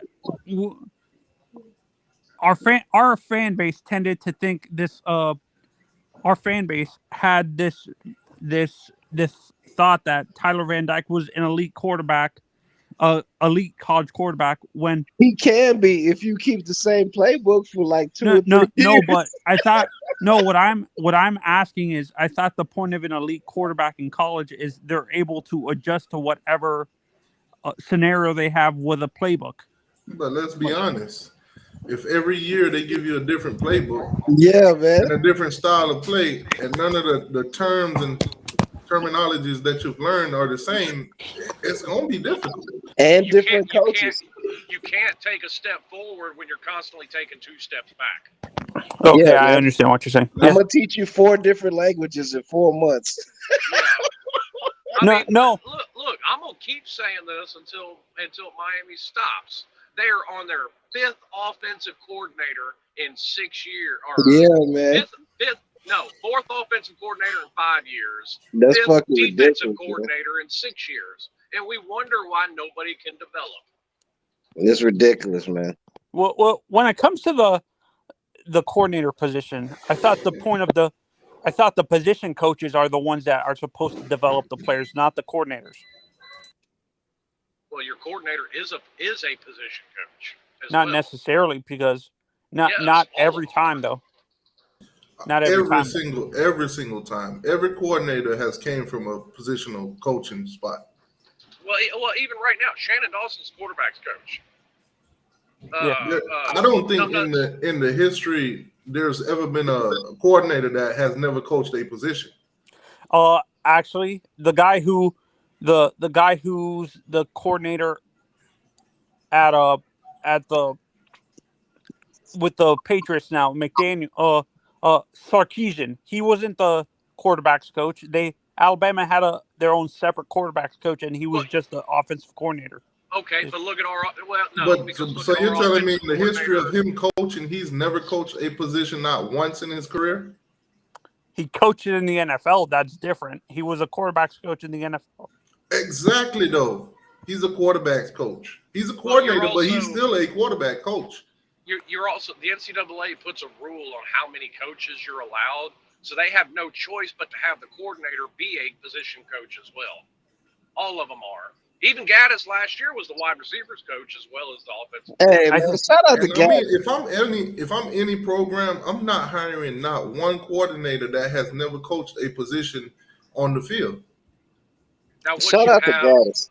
What you have very few examples of is head coaches that have never been coordinators. The only 2 that I can think of off the top of my head is Dabo and Mario. Actually, no. Wasn't I thought Harbaugh was an offensive coordinator before he became the head coach at Michigan or Stanford. He was. That's why I said the only 2 I can think of that were not coordinators off the top of my head are Mario Cristobal and Dabo Swinney. At least in college. Yeah, no, and to be honest, like we always, when fans look at the experience and they see that a coach was a quarterback's coach or a coordinator in the NFL, people need to realize coaching in the NFL and college are two different animals. They're not the same thing. Do you guys agree? Yeah, I agree. Somebody Yeah, said Ed O. Ed O was never a coordinator. I don't know. He may not have been. He was a defensive line coach. But they're always a positional coach. Wait. Actually, yeah. No, Ed Orgeron was a defensive coordinator. He was a defensive coordinator at Miami. Then he was a position coach for a little bit in the NFL, like a Hey, where defensive did line Gaddis coach. go? Where did Gaddis go when he left y'all? Maryland. He's in Maryland. Maryland. He's in Maryland. God bless Maryland. Do you So, think what- LSU old head coach is gonna get that job with was it Kansas State? Orgeron? Whatever his damn name. Yeah, Oregon, I Coach thought O. his name was Oregon or something. I don't know Ed, about that. Ed Orgeron's hanging out in Miami with his son all the time. Yeah, Coach O, he did some things at LSU a lot of people frowned on. I think they was trying to connect his name with Northwestern job, but I think coming that's what from it the was. scandals Like, that they're coming from, I don't think that would be a fit right now. I still don't. I don't know his exact contract details, but until he getting his paychecks from LSU, he can't take another college job. Right, If he does, he forfeits that money from LSU. right. He not giving up that money. Jordan just said Edo was the defensive coordinator at USC. Okay, there you go. Yeah. I wasn't sure. I haven't followed Ed Orgeron's career like that, but I mean, like I said, there's very few exceptions of guys that become head coaches and never coordinators. Hey Jordan, the links in the chat. You can come tell us where Clemson going with this realignment thing. They coming. Come on, everybody know they coming to the SEC, man. No, I'm making a prediction. From what I hear, they don't even want to go to the SEC. They No, already actually, started. I'm making a prediction. They ain't going nowhere before 2036. I'll bet on that. I'm Yeah, betting no, on that. for I'm me, right I on think with Florida. you. I think Miami and Clemson. I think Miami, Clemson, and Florida State follow each go to the Big Ten. ACC is going to look at Florida State deep in their eyes and say, "Bitch, better have my money." Well, here's the problem with that whole talk of Florida State and Clemson going to the Big Ten. They can't, because the requirement to join the Big Ten is you have to be an AAU accredited university, and Clemson is not. So you're telling me FSU, right? Not only is FSU broke, but they dumb too. And they not qualified. Damn. You don't meet the qualifications. I hate Yeah, to hear and it. I people really were. do. I watch. I'm not sure if you guys ever watch Mark Rogers and stuff like that, and they were talking about realignment, and they said if Miami joins the Big Ten, Notre Dame doesn't join. Apparently, Notre Dame. I don't think Notre Dame can join anyway. There's how Notre Dame does their schedule now with the ACC. They used to do it with the Big Ten. Notre Dame burnt some bridges there. Like, they absolutely screwed Michigan one year. And shout out to Georgia Tech, man. Georgia Tech had a chance to join I think the Big Ten, man. They said no. Let's say Miami, Florida State, and Clemson and Virginia, North Carolina can't get out of this grant of rights before Kansas, because Florida State is trying to sue. So is Clemson. So I'm wondering if there's a possibility that if they can't get nothing comes out of it. Do you guys think they try to merge with the ACC? Tries to merge with the Big 12? Nah. To make a super conference. I got Clemson. Shout out to a Georgia Tech fan. He probably had the best idea that I had heard. The ACC should have merged with the Pac-12, and then you could have just called it the All Coast Conference. There you go. They're already it ain't the Big 12 is getting possibility. I mean, you still got 4 teams left. The Pac-4 right now is up for grabs. It's the Pac-4, baby. Shout out. All I'm saying is, at the end of the day, the caliber of the team or the teams that's gonna be in these conferences, they doing all this just to rival the SEC. Yeah, I got Clemson and North Carolina coming into the SEC. I think it's. And I to your think so point too. on TV markets, the other thing that is going to be a determining factor is brand name. And Yeah. Miami, North Carolina, Florida State, Clemson, those are all brand names. Yep. And for me, if the Big Ten looks at teams from the Big 12, I think they add a team like Baylor and Texas Tech because of the fact they're AAU and they have elite research programs and stuff like that. So I Yeah. think they would go after teams like that, or maybe UCF, adding Miami and UCF and stuff like that. Now, So this when news Clemson, actually broke yesterday. The Florida State Board of Trustees had been in contact with a major bank to try and borrow the money. Yeah, they're going with J.P. Morgan Chase. Now here's The the question. problem with that though is they could get the 120 million to get out of the fees, the ACC fees, but the grant of rights is a whole different beast because that's like 300 to 600 million. Well, that's what Florida State fans are saying is that they're just going to pay $300 million and get out of it. Now, here's my question: if like everybody knows the economy's bad right now, J.P. Morgan needs another bailout, and they have to get the money from the government. Would that make Florida State a welfare college then? pretty much. All I'm saying is, hey, we getting A-Rap money. We getting A-Rap money. Might as well go to Saudi Arabia. Yeah, no, and to be honest, when you look at Florida State, like people forget this, Slim, that Florida State and the SEC, I don't think the SEC really wants Florida State either, because they have bad blood when out of his own mouth, Bobby Bowden said he didn't want to go to the ACC when they were independent, and he chose the ACC. He didn't want to go to the SEC when they were independent. People focus on that, because but it's he not felt Bobby Bowden's decision.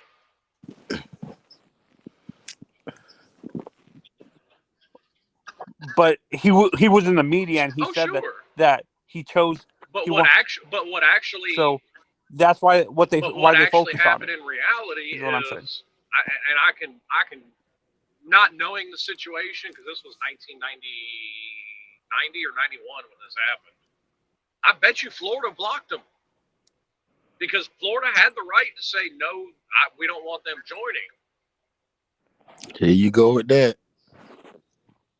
Florida ain't got nothing to do with that. Do y'all need some money from Florida Victorious? Man, Florida don't want Florida State and Florida in there. Florida and Miami in there. Well, you see it all the time. Yes, we do. The SEC has gone after Clemson before, and South Carolina blocked it.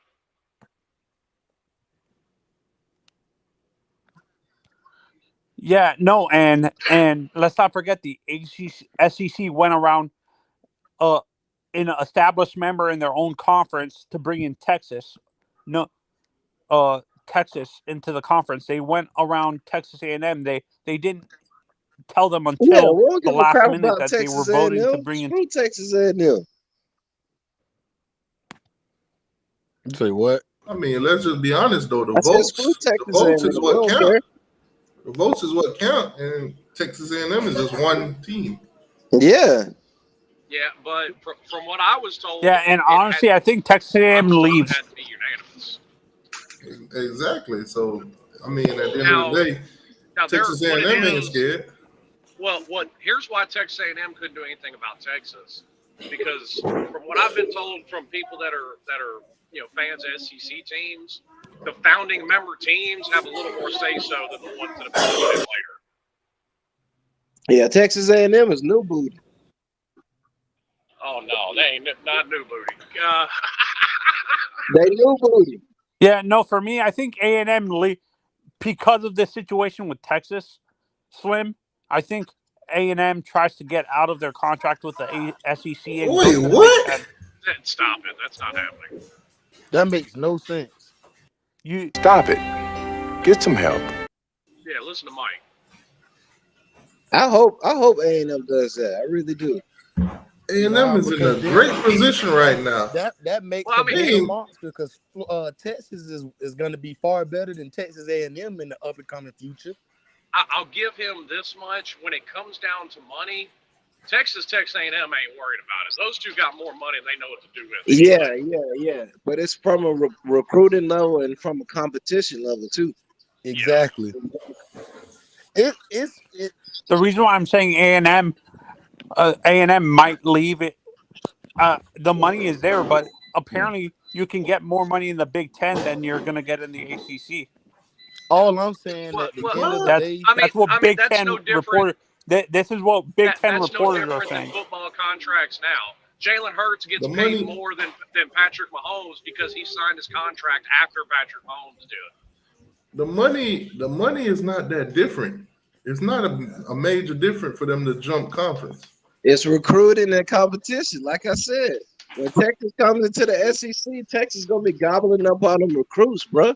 they already got the whole state on lock as far as in competing with them. Texas A&M is in a bad position anyway right now as far as recruiting. Yeah, Texas ain't no way in hell Texas A&M lead the SEC. You'll never hear from them again. But you guys think? Do you think Texas might? The ACC might give Texas a ton of No, power, like no. the Big No, 12 did, ACC or don't no? even have any power right now. They struggling to keep the people they got right now. What power? What bargaining chips? No, Well, SEC, no, the the SEC, the ACC really SEC. isn't. That's the whole thing. You have Florida State running their mouth, and that's about it. man, If you look at it from Florida State making all that noise and ain't brought no money to the deal. That's a joke. Got him! Got him! the SEC That's is the way looking it at it goes like this: sometimes. we want That's the way it goes. quality teams in our conference right now because we're in a situation where we're not worried about money. We're not worried about the brand name because we're bigger than everybody else. What we're on right now is if we got the best teams in our conference, that's like at all period, those are better games. That's more money coming to our shows. XYZ, they have that part right there. Florida SEC is not worried about the rest of the college world realignment stuff. We're set. Everyone's trying to catch up to the SEC, so it doesn't really matter. So for you guys, for the SEC fans in the stream right now, for if you guys had a choice between Miami and FSU, like I understand Florida wouldn't allow it. Who would you rather have, FSU or Miami? FSU, man. We want FSU. Time out. Florida ain't got no power or no say so in this. Exactly. Continue. We want FSU, man. We want FSU. I would, and in SEC my opinion, ASAP. as a Florida fan, I would prefer FSU personally. That they're gonna bring the team. That's because Florida. That's because Florida play FSU all the time anyway, and they've been Wait a ducking minute, Miami sorry. for so long, so it would Sorry, be natural. You want that all-girl welfare clown college? Yes, yes. We want FSU, bro. If FSU can compete, we want to go against them. Now here's a valid question with all this going on. And once all the teams that are really worth anything get gobbled up by somebody, do you start to see the Vanderbilts of the world start to get pushed out of these conferences because they're really just dead weight? If anything, it just creates another team. I'm gonna say this: ESPN owns FSU, Miami, and all of them right now. So chances are, if they going anywhere, it's the SEC. The SEC gonna get the best because that grant of rights is a mother. Well, see, that's the problem with that. It's not ESPN. The ACC owns the grant of rights contract. That's not ESPN. I want Right, FSU because of their fan base, bro. Right. With the whole grant of rights, if the SEC wants them, if the SEC wants those teams, they'll get them. I want FSU because of their fan base, because of what they did in the 90s and how much trash they've been talking over the last year after having one freaking double-digit win season in, 5 years? You got to understand, that's how Florida people is. We going to talk trash when we winning. Yeah. All Florida teams do that. No, but wouldn't you rather want Miami, though, because of the bigger TV market? Miami's building, bro. Miami's in the rebuilding process, man. Florida State is the only one currently that's a competition that looks like competition. I'll say that because Yeah, we got to I'm see them about to beat say, somebody ranked. everybody knows how that rivalry goes. What are you going to say in 2 months when Miami beats Florida State? Because that's very well a possibility. According to these FSU fans, they go into the playoffs, bro. So I need them in the SEC, bro. Hey, I need it. according to me, they're going 8-4. Fan bases can you know damn well fan bases can be delusional sometimes. Bro, we need these no's in the SEC, bro. I mean, they've been talking trash about the SEC for years, about how they not that good. They can't them and Clemson. Because Clemson be dunking fan that work bases too. can be delusional. Florida State think they win in the Natty this year. That's what I'm saying. Now wait a minute. You don't get no more delusional than the Tennessee fan base over the past 15 years. Oh yeah. That's the pinnacle of the mountain right there. Yeah, they at the top of the mountain. I love seeing Tennessee fans when they almost beat Florida. That's one of my. So I seen a Tennessee channel. I forgot the guy's name. He said he pointed out something very. You guys talk about delusional. I was watching this was I think it was 2 years ago or the year before, like 3 years ago. Saban had lost and got blown out by, I can't remember who they lost to, and they got blown out by in the national championship. Clemson. The Alabama fan base was going on Twitter and sending letters to the president to fire Saban after they got blown out. Yeah. I mean, Tennessee was ranked number 1 for about 96 hours. You know what I'm saying? I know personally. Was it really that long? I know personally one of the fans that wanted him fired that year. Yeah. Peanut roll. You better stop letting Uncle Lou bully you. Stop letting him bully you, man. Shout out to Peanut, man. Hey, speaking of which, Peanut, I know you're listening to this show. Uncle Lou said pay him his money. Shout out to Peanut, man. But Tennessee, the way we did them and then the way South Carolina did them, I don't want to hear nothing from Tennessee fans. I don't want to hear a damn thing. We lost by 4 points to them. I ain't trying to hear that either. We just slide that on in there. I mean, if you look at Facebook, Twitter, Instagram, if you look at all the trash they talked before they played us, you would think they would have beat us 50-0, bro. I don't think nobody expected that, though. I think, me personally, I thought it was going to be more like a 10-point game. And then I kind of felt like their offense was going to be at least somewhat of a challenge for the Georgia defense. It wasn't even a good game. No, it was a good game for Georgia. Hey, Slim. If we join the SEC, me and you gonna be like LeBron James and D Wade. Not one championship, not 2 championships, 3, 4, 5, 6. Now I got a question. I got a question for Sarge. What do you think of the NCAA infractions committee is looking into why the hell Stetson hadn't graduated in 6 years and whether or not he was eligible to play? Hey man, it don't matter, man. It don't matter, man. How mad you gonna be if they make you revoke those 2 national titles? Bro, they can make us revoke every national championship. It don't matter, man. We've been partying for 2 years straight.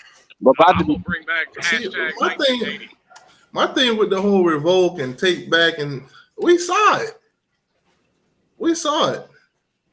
They want to tell me that Reggie Bush didn't win the Heisman. I saw it. Yeah, exactly. Bro, let me tell you something. If I was Reggie Bush, I'd have told him to come in here and get this fucking trophy.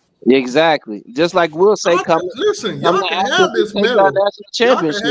Y'all can have this little physical trophy, but you can't take back the memories of everybody knowing that I won this shit. Yeah, wait a minute. The fact that a walk-on went back to back. You're right, T2Y. We're not gonna be like Florida fans and celebrate LSU losing 3 games. T2Y, you're right, but at the end of the day, all you're gonna see all over the internet once again is hashtag 1980. Yeah. I mean, it won't matter, man. It won't matter. You can't take back the fact. Rational thinking fans like me are gonna be like, well, 2022 and 23, or was it 21 and 2?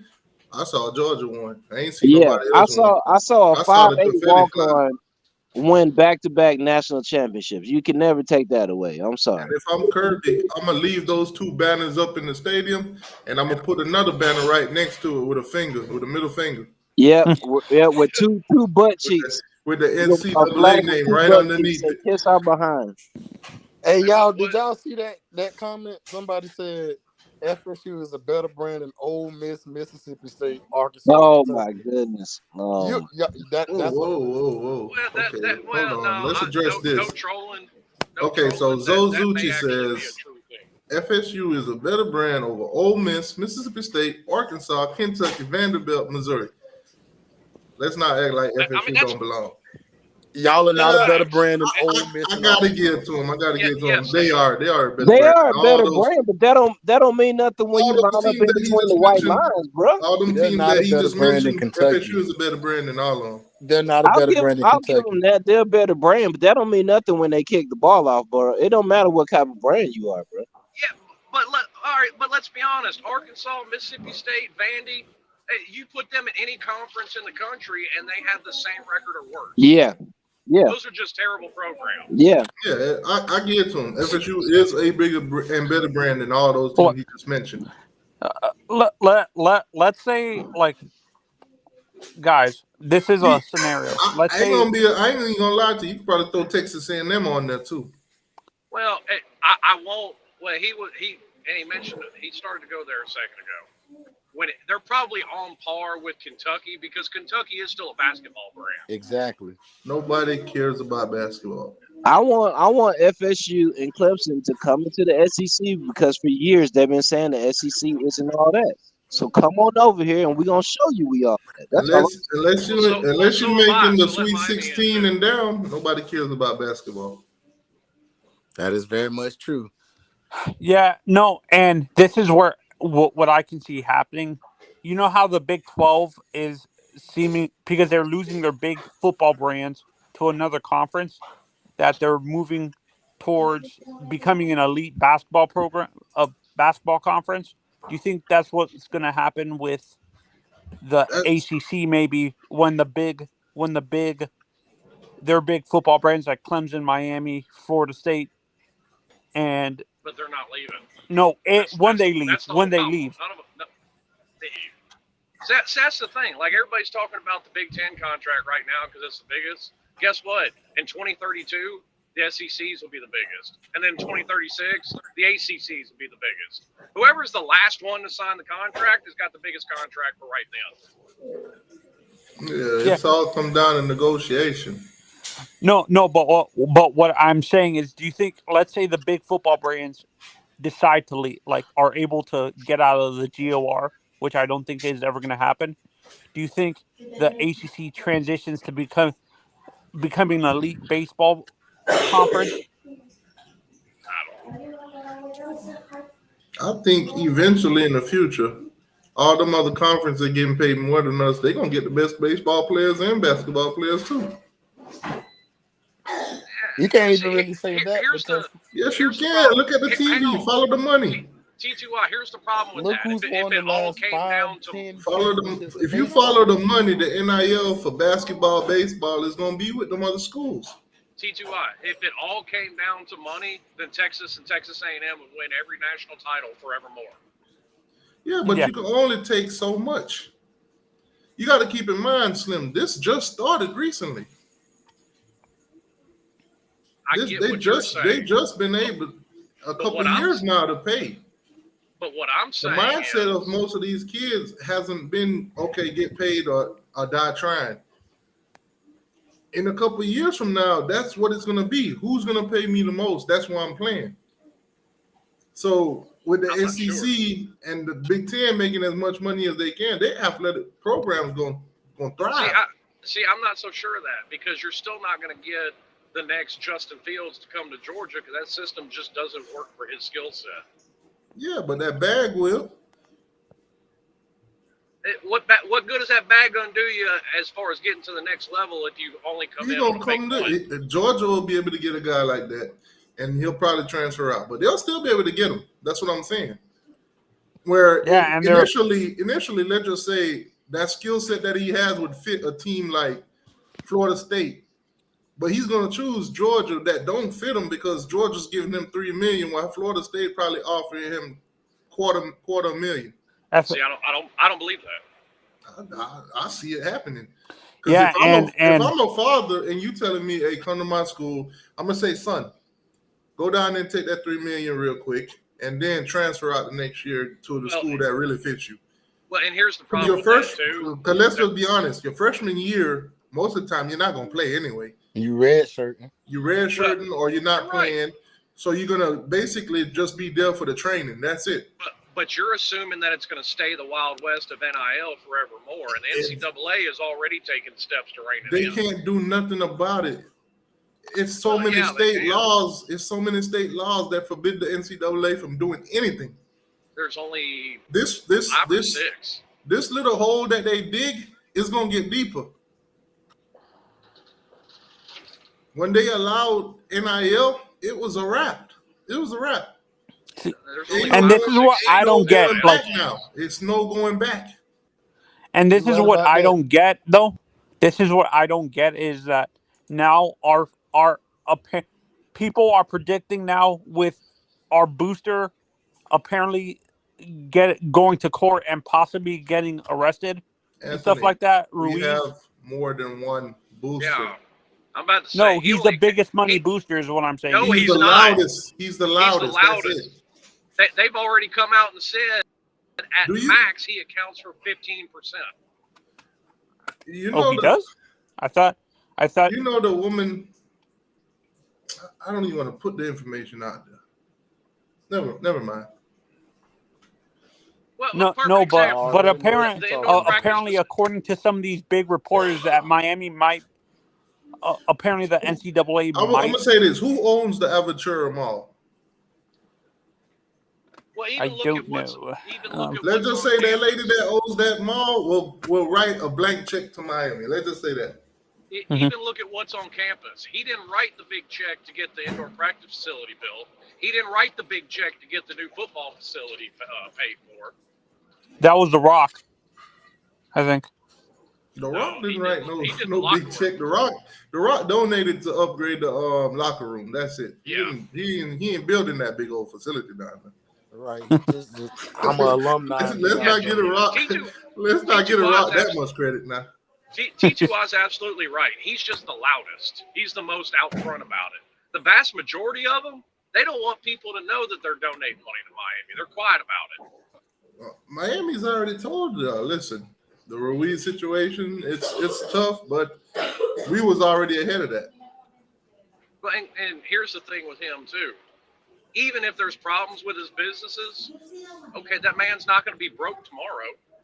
That's why I keep seeing all the Florida and Florida State fans cracking jokes about, oh no, he broke. The man is a billionaire. He got one business. And they're making jokes too. He got one business venture that just didn't work out. Multi-billionaire. He's a trillionaire, actually. He's not no trillionaire. Stop it. Stop it. No, I'm exaggerating, but no.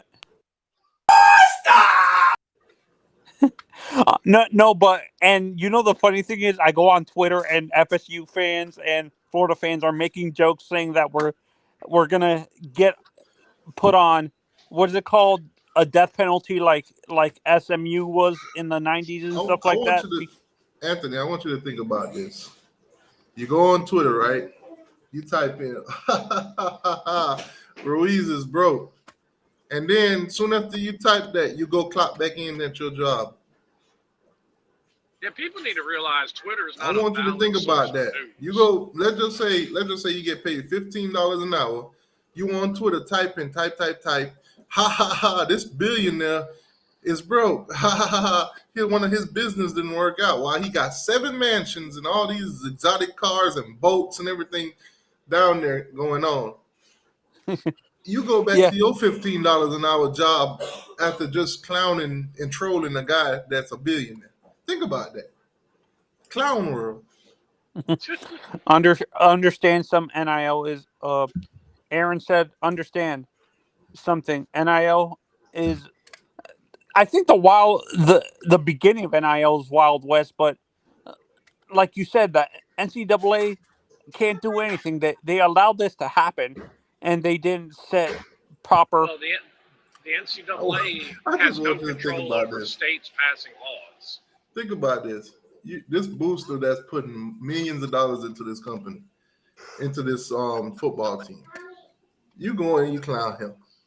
And then your boss tell you, hey, man, make sure you don't get no overtime this week. Be on a budget. Oh, no, don't cut out my overtime, boss. Make sure your ass off the clock by 5 o'clock. Not 1 minute over. God damn it. That's crazy. Clown world. Well, people take Twitter as a valid source. No, of news. no, I'm not It's a saying valid it's. source talk.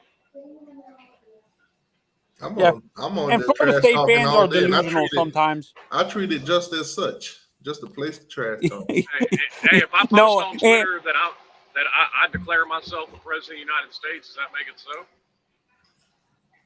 so? No, it doesn't. But it's funny. Florida State fans are talking trash, like saying that our booster is broke and stuff like that. And when the fact is, recruits posted pictures of what they were given. Remember the videos these recruits were posting on Twitter, like these offensive line recruits were posting on Twitter on what type of food they were given during their visits at FSU and stuff like that. Like that Matt. was at Florida. That was at Florida. No, it was FSU too. Don't be putting Florida in that. Nah, we saw Kurt Pateman's. We saw Kurt Pateman's plate. Hey, I'll put Florida in this. I don't want to hear nothing about broke boosters. We saw them dried out chicken wings and them mayo in the macaroni and cheese. We saw all that. Jaden Rashada got that bounce check mounted on his wall in a picture frame. You missed the whole conversation on why that whole thing went down like that. Nah, granted, y'all say they was out there making their own plates. Okay, but y'all provided the food for them to make that plate. The food on the plate is what y'all made. That watered down spaghetti. Don't knock it till you try it. You know everybody taste buds different. See, that's what mayo and mac and cheese. That's what happened when you put Katie Turner in, in charge of making the food. Nah, it wasn't her. It wasn't her. Y'all should have Girl Master said in the chat, mayo and mac and cheese. What the F? Hey man, I've seen weirder things. I've seen mayo and coffee. Only in the SEC. Hey, whatever it takes to build that type of player, right? Man. Yeah, but Kentucky wasn't very good. Hey, it be that way sometimes.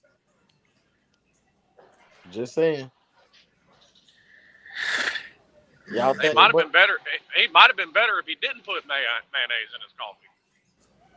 Hey, what round did he get drafted? Who? The guy that put the mayo in his coffee. Will Levis. He was drafted in the top 10 by Tennessee. No, he wasn't. No, he wasn't. Will Levis? Yeah. Anthony Richardson was drafted in the top 10. Which I don't understand. Anthony Richardson needs more development than. Tom, rewind. We're not just going to bypass the fact that you say he got drafted in the top 10. No, because the cap. Stop the cap right now. Stop the cap. Man, no, but what I don't understand is drafted. Man, he was so lonely. I miss the lonely. Yeah, no, for me, he might have got drafted behind Stetson Bennett. No. Hold on, man. Hold on. Where my magic pencil at? I gotta hit up Google real quick. Man. No, but what I don't get is how.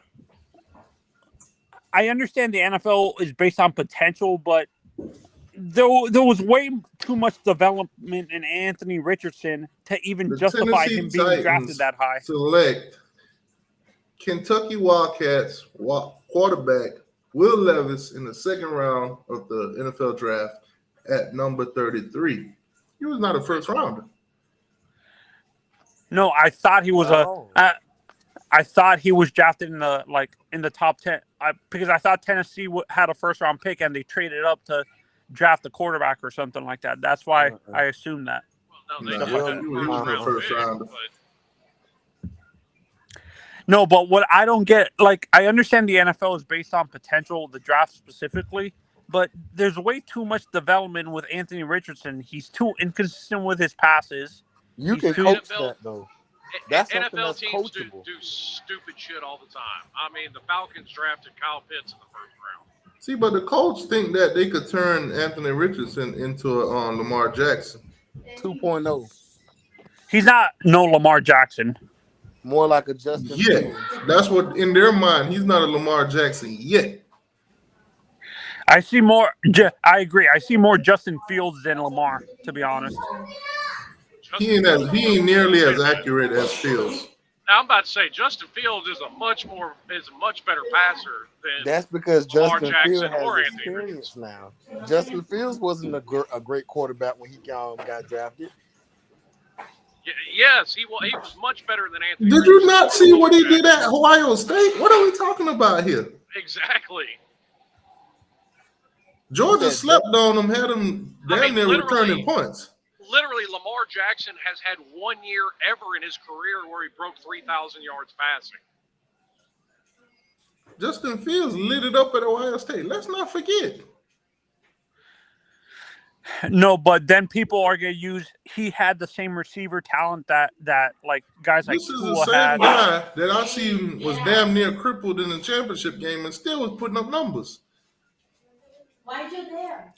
Why? No, and the crazy thing is, I can't remember which analyst said this, but they were comparing it to Michael Vick in terms of his athleticism. I'm like, what are you guys smoking? He does not play anything like Michael Vick.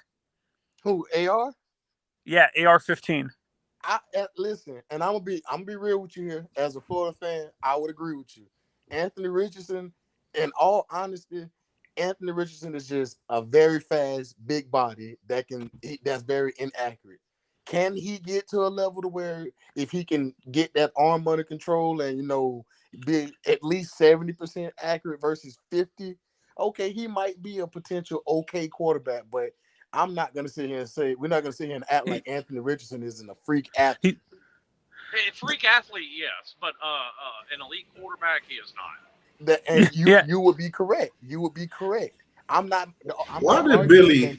He's an elite quarterback. The argument is for at least the coach. He's G5 Billy that you can coach. You can coach accuracy. You can't coach his size and his speed and playmaking ability like that. Why wasn't Billy able to do anything with what the coach seen? You say what? I don't think. Why was Billy not able to use Anthony Richardson correctly? I think y'all blaming them too much for that situation. You got to think a lot of times, even when he struggled in games, it wasn't always Anthony Richardson's fault. He can have a bad game and still the Florida Gators were in those games. Not all the time. He was just shit. We got a bold prediction. He's not and won't ever be an NFL quarterback. I think honestly, Anthony Richardson is one of these quarterbacks that's going to end up fizzling out of the NFL and playing in the Arena Football League. I'm not going to say he won't play in the NFL. Trent Dilfer started in the NFL and he was fucking terrible. Joe Flacco started in the NFL. Well, Flacco's not terrible. Man, no respect on Anthony Richardson's name. The disrespect. Well, now here's something. I've had other Florida fans agree with me on this. One of the biggest problems Florida has is Billy needs to realize at the Power 5 level, you can't be the head coach and the offensive coordinator. Right. You can't do both. Yeah, you can't do both. Jimbo is learning that right now. That's why they hired Petrino. Well, and like you can still call plays. I'll say that much, but you still have to have an offensive coordinator. It'll Lane only Kiffin get still you calls so far. plays. It'll only Right. get you so far. So like when you play the teams like Kentucky, Tennessee, and South Carolina, that's when it's gonna show that okay, their offensive coordinator can call plays versus him calling the plays as well. That does make more sense. Which is Does why Kirby call the defense or does his coordinator call it? I've always wondered that. It's a shared thing between Muschamp and Schumann. I was about to say it's probably Yeah. both. He's got two absolutely Kirby elite probably- guys there. Kirby No, looks at the big the picture. question I want to ask for my Florida guy is, will Billy Napier give up play calling rights? I hope he does. Because I ain't gonna be honest. I'm gonna be honest. I read the 247 Florida Swamp fans. I read y'all boards. Y'all do not like this man calling plays. Y'all think his offense is terrible. I think those Basuda absolutely trash. So will he give up play calling? He needs to. I think eventually, yes, but it's been more so. This first year is just the first year. I'm not gonna tell you this man is just gonna go out there and just wow you on offense with all this crazy, Ohio State like offense. I'm not gonna say that, but I think just let the man cook. Jeez, get the stuff together. I know you hear that from every Florida fan, but it's the truth.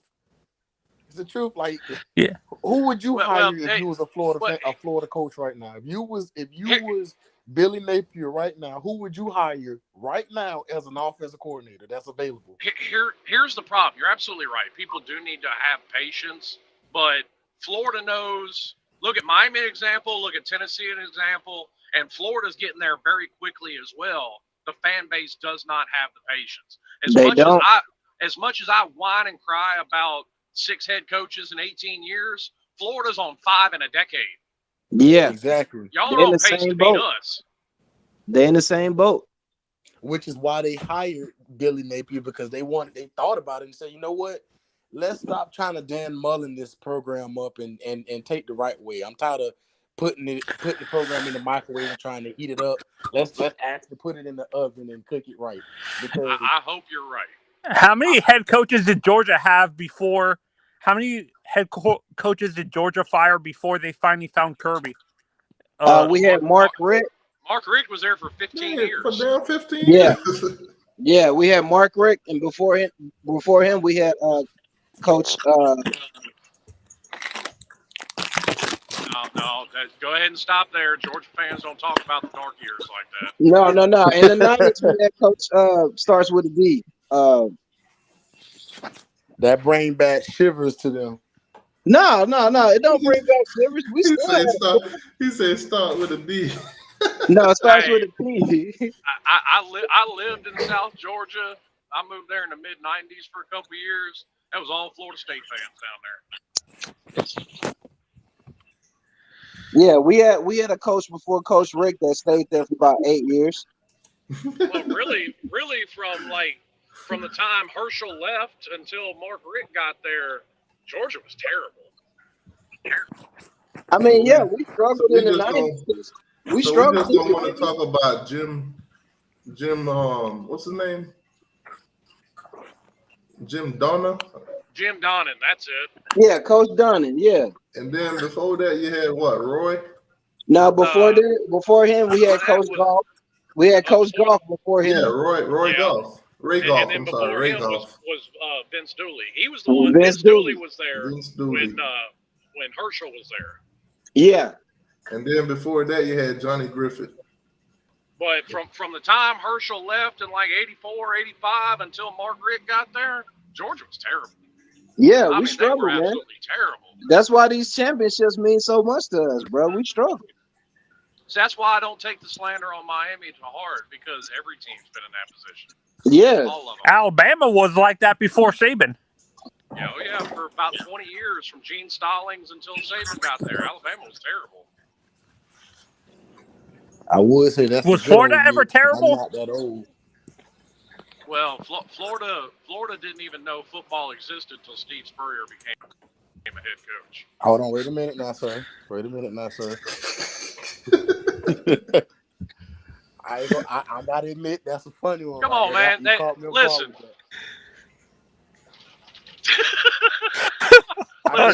Florida's had 3 good runs. Florida's had 3 good runs: when Spurrier was a player, when Spurrier was a coach, and when Urban Meyer was a coach. Those are the 3 good runs Florida's had. Let's not forget they had great quarterbacks.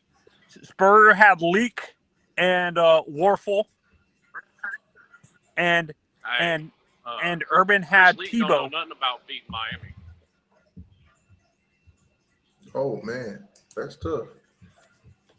I was at the game in 03 when they put Chris Leak in. Boy, child abuse. Hey, y'all was talking so much trash about my Gators at the connection when I had to refresh. Y'all can't be speaking too much bad noise about my boys like that. I'm not, dude. I live on the West Coast. I deal with Florida State and Gator fans. I'm in enemy territory. I am the only Hurricanes fan in the West Coast of Florida. I'm just gonna call it like it is. The only good thing to come out of games, I'm gonna call it like it is because I'm from Florida. I've been in that area a lot. The only good thing coming out of Gainesville is I-75. There it is. Slim. This is bringing tears to my eyes, man. I've been seeing videos all week of Miami wide receivers going vertical. Oh my God. Oh my God. Not one, not 2, 3, 4, 5 of them. We're going vertical. Hey, that's half the problem. Now we just need them to hold on to the damn ball and we'll be all right. We're going vertical. We're going vertical. Oh my goodness. I don't need any more Mark Popes on the team. I had enough shit out of him. So if before FSU doesn't win the ACC, how many of their fans gonna disappear? Hey, they ain't gonna win it. What are you talking about? They're gonna win like 8, maybe 9 games tops. I don't know. I got them to if they play more North Carolina teams, then yeah, but they're only gonna lose to LSU. Everybody has them winning the ACC, bro. No. I don't think that. Hold up. Wait a minute. We're not just gonna glimpse past that comment you just made, Sarge. Get him, T2. The cap. Stop the cap right now. Stop the cap. I'm just saying. Everybody still got hit him with some Clemson Mike. as the favorite. If they don't win, hey, T2y, hit him with some Michael Jordan real quick. Let me hit him with the turn tally. if they don't win the ACC, how many FSU fans are we going to see in T2Y's chat if they don't win the ACC? Hey, they gonna disappear. They gonna disappear quicker than Turn Tally did. That's how many nights I've been thinking of you. 0.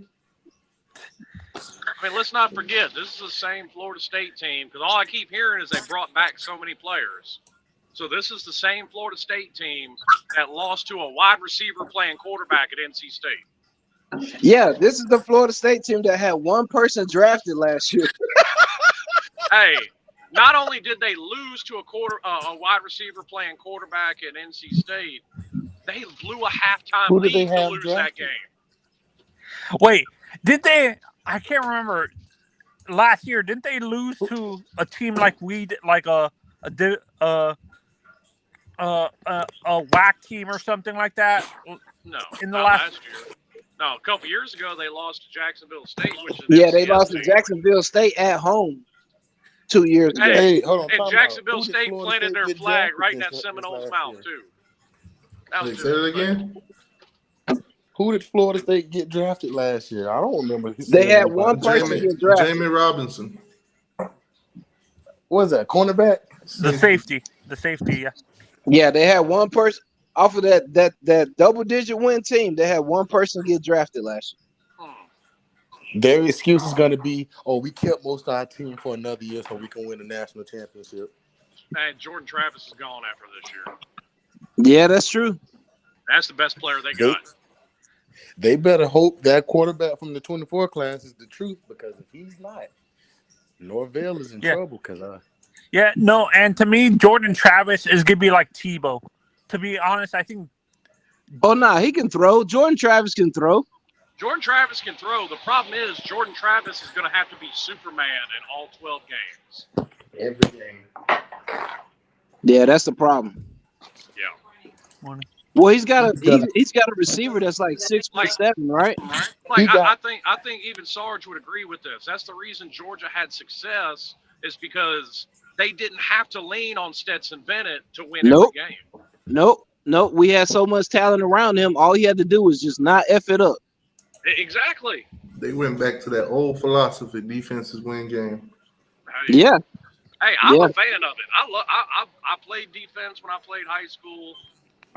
I like defensive teams. Just hand the ball off, don't throw no picks, and we'll win. Right. It don't get no easier than that. But FSU, they got this 6'7" receiver. He's 6'7". They got good running backs. If you look at FSU's receiving core, all of their receivers are like 6'4" and up. Yeah, I think they can win the ACC. I really do. But I think you need a couple of receivers like that. But even I know it's a NFL example, but it's still applicable. You still need a Godwin across the field from a guy like Mike Evans. Okay, right. Have the tall guy, but you need somebody that can burn everybody over the top too. Yeah, you definitely need that. And I don't know their roster altogether, but I feel like they can win it all. I mean, as far as the SEC, but I'm saying if they don't, how many of their fans are going to remain loyal? That's my question. They're not. They're gonna be back to. You know what they're gonna do? They're gonna go back to blaming Prime Time and start burning his jerseys again. Oh, his fault. If we had just got Jordan Travis, they all gonna be on Twitter. I hope that motherfucker's foot gets cut off. Yeah. That was pretty bad with Travis Hunter, man. That was bad, bro. Bad for who? That was bad for FSU. That was like egg in the face for them, bro. Yeah, but you know what? It was great for trolling material on the internet. Yes, it was. It happens to everybody. I mean, I was live with t2y when he made his decision, man, and that was epic, bro. Oh, that was funny as hell. You know what would be real nice though? If Ellis Robinson flips to Colorado. Nah, Ellis ain't going nowhere. Oh, I know, but I said you know what I thought was funny? When Travis Hunter, he picked up that Florida State hat, it's like everything around me paused. And then I heard in the background some music. North Carolina, go on and raise up. Take your shirt off. Twist it around your head, put like a helicopter, and boom, that hat started flying. Hey, he threw a Georgia hat too. Shout out to him, man.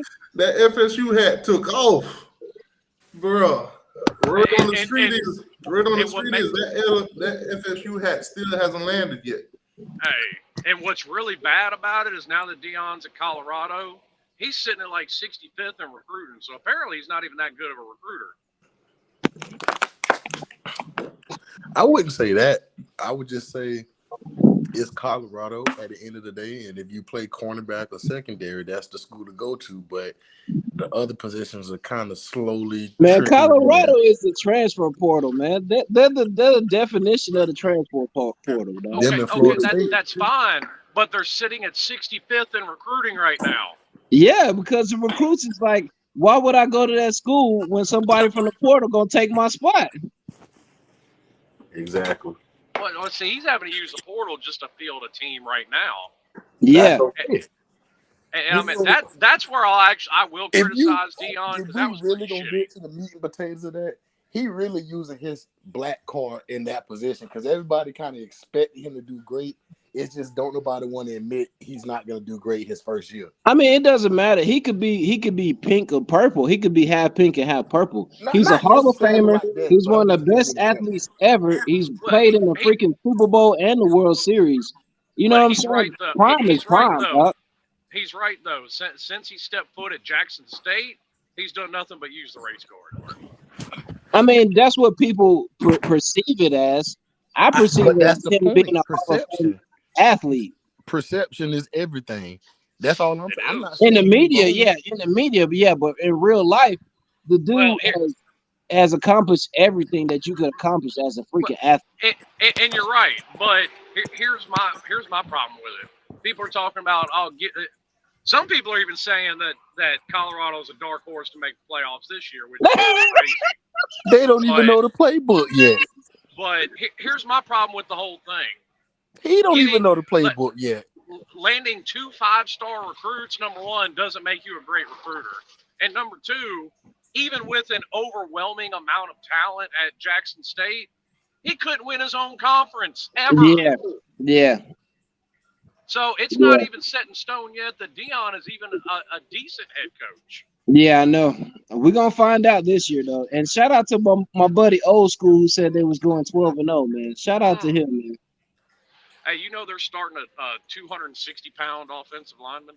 Yeah, I know. Well, they're gonna be so small. I know, man. I know. I mean, they just pretty much took a handful of freaking dookie and threw it against the wall. Whatever sticks is what you go Now, with. now I'll say this: I'm gonna call Deion wrong for this. Coming in there and basically telling all those players at Colorado to kick rocks was wrong. No, He just kept it real though. He kept it real. I'm not debating that, but it still ain't right. They were Would you 1 and want 11. anybody from a 1 and 10 roster on your roster? Yeah. Let's He be kept it honest with real. you. But at the end of the day, Colorado still gave those guys, like, nobody from Colorado was expecting to go to the NFL. He So those gave are guys. them time. He gave them time. He in the beginning, as soon as he walked in the door, hey, pack your ish. You're not gonna be here much longer. I'm letting you know. I'm bringing in all these players from the portal. But that's None exactly of you my are point, though. None of those kids had any stars, any type of ranking. Every kid on that program was ranked lower than Stetson Exactly. Bennett. That's my point. Nobody there was expecting to go to the NFL. So all those guys there that were there at Colorado were there for that college degree. And he just screwed them out. Now they got to apply for them grants. Get it. But all he was saying was you're not going to waste their money with that.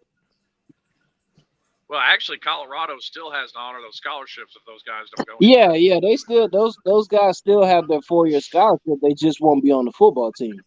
Now, I do want to know why he doesn't want a quarterback from a single parent house, but yet his son is starting quarterback. Yeah. Prime time, buddy. I said he was using his black card.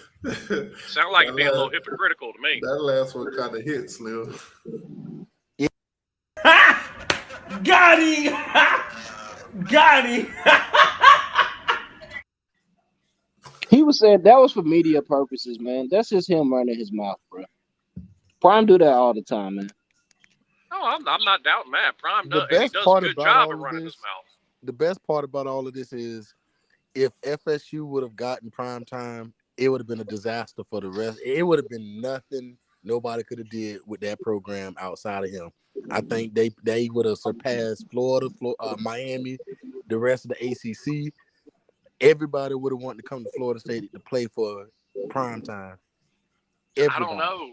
Like I said, it's not set in stone yet that he's even a decent coach. Yeah, he needs a track record. I mean, he's building that. You can't discount some of these HBCUs just because they don't play SEC. A lot of those. No.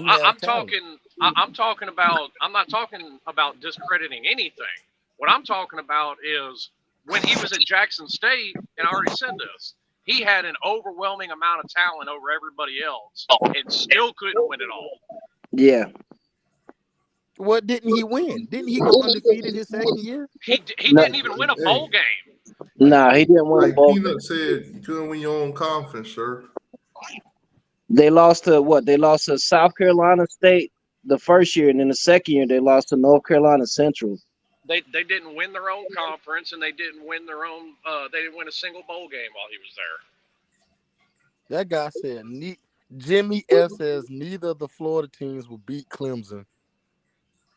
Huh. Really? It's possible. I don't think Florida State's beating Clemson, no. When he said Florida team, he means Florida State and Miami. No, okay. And that's possible. I'm not putting money on Clemson to lose to either Florida State or Miami. I think Clemson will beat them both. Yeah, I think Clemson's going what he's saying. So I think Clemson's going to the playoffs, to be perfectly honest with you. Does Clemson play Notre Dame this year? Yes, sir. Oh, that's the kicker. Hey, and it's but It's in That's gonna Clemson's favor determine if because they're gonna make the playoffs right there. it's in Death Valley. Yeah, that's the kicker though, because you know who Notre Dame got at quarterback. Yeah. That's the kicker. That's the game right there. Who they got at quarterback? Sam They Hartman. got Wake Forest old quarterback, Sam Hartman. Yeah, but Sam Hartman ain't never beat Clemson. Okay. He beat him with Wake Forest last year. No. Yeah, he did. Clemson beat Wake Forest. Clemson lost what, 1 or 2 games last year? They didn't lose to Wake Forest. Clemson lost to Notre Dame. Clemson lost to South Carolina. And then they beat Wake Forest. Okay, they beat Wake Forest. How many points did he put up though? L is an L. He put up like 50-something points, right? No. What was the final score? It wasn't that high scoring. I don't. Somebody Google that final score. I don't think that game was that high scoring. No. I think he threw like Clemson versus who? Wake Forest. I think he threw like 5 touchdowns against them last year. Well, that's 35 points. That's not 50. Somebody, because they went into overtime, didn't they? I don't. T2y, Google that score, man. I'm pulling it up right now. 51-45. They did. So they didn't put up 50 on them. Okay, yeah, 45 and 50. Come on now, Slim. See, I thought thought you were right with the 5 touchdowns. I thought it was like 30-something to 40. No. That boy was dealing on Clemson last year. He ran out of time, sound like. Can you look up Sam Hartman's numbers against Clemson last year? Oh, they were good. No doubt about that. Let's see these numbers. Yeah, 45-51, bro. Yeah, but you let. Wait a minute. In that game against Clemson, he threw for over 10,000 yards. Hey, you let that terrible ass Clemson offense put 50 points up on you. That's Wake Forest ain't never had no defense. Come on now. When was Wake Forest ever something? Come on now. When have you ever? Damn, Clemson won that in overtime. That's what I said. See, that's what I wasn't sure about, is if it went to overtime or not. Not only did they win in overtime, Wake Forest put up 21 points on them in the third quarter. Hey, T2Y, I got reminded of something yesterday. How the hell does Miami win a game 14-12 in 4 overtimes? Oh, Sam threw 20 for 29, 337 yards, 7 touchdowns, 0 interceptions. 6 touchdowns, right? 6 touchdowns? 6 touchdowns. On the other hand, DJ Unkalugululu, he was 26, 41, 371 for 5 touchdowns. Wait. 20 for 29 with 6 touchdowns? Is that true? Yeah, man. I told you, man. And that's with Wake Forest, bro. Okay, but Wake Forest has an elite offense, sir. Shit, Notre Dame have way more talent. Bro, Notre Dame ain't gonna Wake be no Forest joke, record bro. last year? I'm telling you. What was Wake Forest record last year? Wake Forest record? That offense has put up numbers for 5 years with multiple quarterbacks. That boy Sam Hartman is the truth, man. I'm telling you. Oh, he's good. I'm not doubting that whatsoever. He might go to Death Valley. I'm telling you, he might go to Death Valley and put in work, bro. Well, here's the thing, though. Clemson can lose that game and still make the playoffs. I don't think if they lose that game and they lose to Florida State, they're not making it. Well, that's the thing. You're assuming they're going to lose both. I'm saying they can lose that game and then win the ACC, and they're in the playoffs all day. Yeah. If they win the ACC. Wake Forest lost 5 games last year. Yeah. And they beat Missouri in the bowl game. Wake Forest and North Carolina but they are the finished same 8 and 5. Yeah. Wake Forest and North Carolina are the same team. They both I remember watching that game on ESPN. That boy Hartman put in work against Clemson, bro. They could not stop him. Because I can't think of his name. They kept picking on that one corner all night. I mean, he was burnt crispy by the end of that game. If praying on Clemson downfall was a person last year, that was me. Because I damn sure was hoping Wake Forest beat them. Hey, Jimmy F says Georgia weakness is Mike Bobo. I disagree. Hey, it might And I'm be. gonna It get it for might you. be in his first year. But if you look at the wide receivers, the tight ends, the running backs that Georgia has, oh yeah, and they whole offensive line might go to the league. I'm telling you, bro. Oh Listen, yeah, I I think think that Kirby Smart gave him the same speech and that they're he gonna gave have a top Stetson Bennett. 5 defense too. Shit. I think that offensive He told coordinator him that the same I thing. think that offensive. He told him the same thing. He said, just don't turn the ball over a bunch of times. Don't call no dumb plays, and just rely on the defense and just make sure we don't turn the ball over. We're gonna win the game. Well, Just don't do nothing well, stupid. that's something where I agree with Uncle Lou. I think losing that offensive coordinator, I think he was a bigger key to things than what a lot of people realize. So you think the offense is gonna suffer tremendously this year? Well, they don't have a proven quarterback on the roster. But they have a proven offensive line Now that they and do, a proven secondary running back core. The best tight end So in the nation, the best wide receiver in the SEC, one of the that's best running arguable. backs in the nation as well. Okay, stop it. No, nobody in the country fears Georgia's wide receiver core. Nobody. I'm Oh trying to yeah, they tell you, don't like, now. bro, nobody's ever feared y'all wide receiver Yeah, core. yeah, It's They say always been y'all an best offensive wide line receivers and is a running tight back. end. yeah. Right. I mean, we've been hearing I'm that for just 2 being honest years. with you. You only fear Georgia's running backs and they offensive We've line. been hearing that for Never, 2 years, man. Well, Stetson bro. never threw a pass farther away from the line of scrimmage than 5 yards. Everything Yeah, but within watch 5 that game yards of the against line of Ohio scrimmage. State. Look at Stetson's numbers against Ohio State. He had to let it play. It was all on the line. It was his last few games. They were the same Might numbers as well. C.J. Stroud. Him and Listen, C.J. Stroud had the listen, same numbers. listen. I'm gonna say this once and I'm gonna say it final. No Stetson Bennett slander will be allowed on this channel. That's because he played for the Rams, dog. Hey, t2y, I'm just saying. fuck your backup quarterback. It doesn't make sense. Like, nobody's ever been afraid of y'all receiving core. You can say anything but that you want about Georgia's quarterback situation. It doesn't matter who you put back there if you got the best offensive line in the nation. That's true. If you got a top 5 run game in the nation, That's true. it don't matter who you put back there. Just saying, like, I could have got back there. Anybody in this chat could have got back there and behind Georgia's offensive line and looked good. Hey, Stetson put up 18 points in the fourth quarter though to win the game against Ohio State. How many times did Stetson Bennett get sacked this season? Now I'll give them this much: Georgia's had a couple of guys over the years. AJ Green was legit. George Pickens was legit. How long ago was these apart? What are you talking about? Can't forget Miko Hardman either. Well, George Pickens. I forgot Miko Hardman. Pickens was gone. Hold on. You say T2Y will be back to repost these takes. I want you to repost this too. Call JG Wentworth 877 cash now.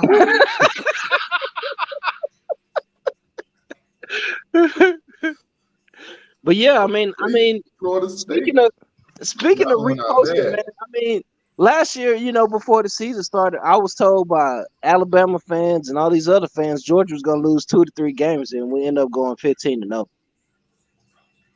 My only opinion about that is, I know a lot of people say Georgia don't play nobody, and for the most part, you don't. But the games that y'all do play, I mean, SEC is all I can say. For the last 2 years, look at the teams. That only goes so far. You can't say, SEC when you're talking about Kentucky and Vanderbilt and Arkansas. Stop it. I mean, you can say Georgia don't play nobody, but let's see, we beat Michigan, Alabama, Clemson, Tennessee. We beat all of the top teams.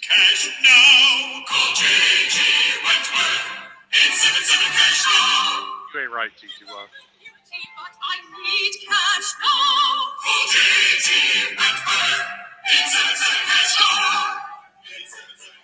Didn't hit your ass with a straight. They can hit you with a copyright. T2Y don't care. He don't give a fuck. Nah, he don't care. They're gonna shut down his podcast.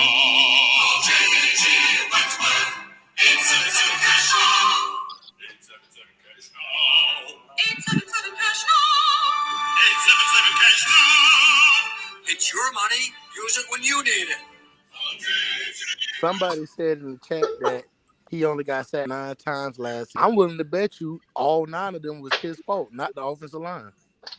Well, yeah, Stetson can scramble though. A lot of people don't realize how fast he is, man. Look at that Auburn tape when he ran for like 85 we're not going to yards. get into that because Stetson is not fast.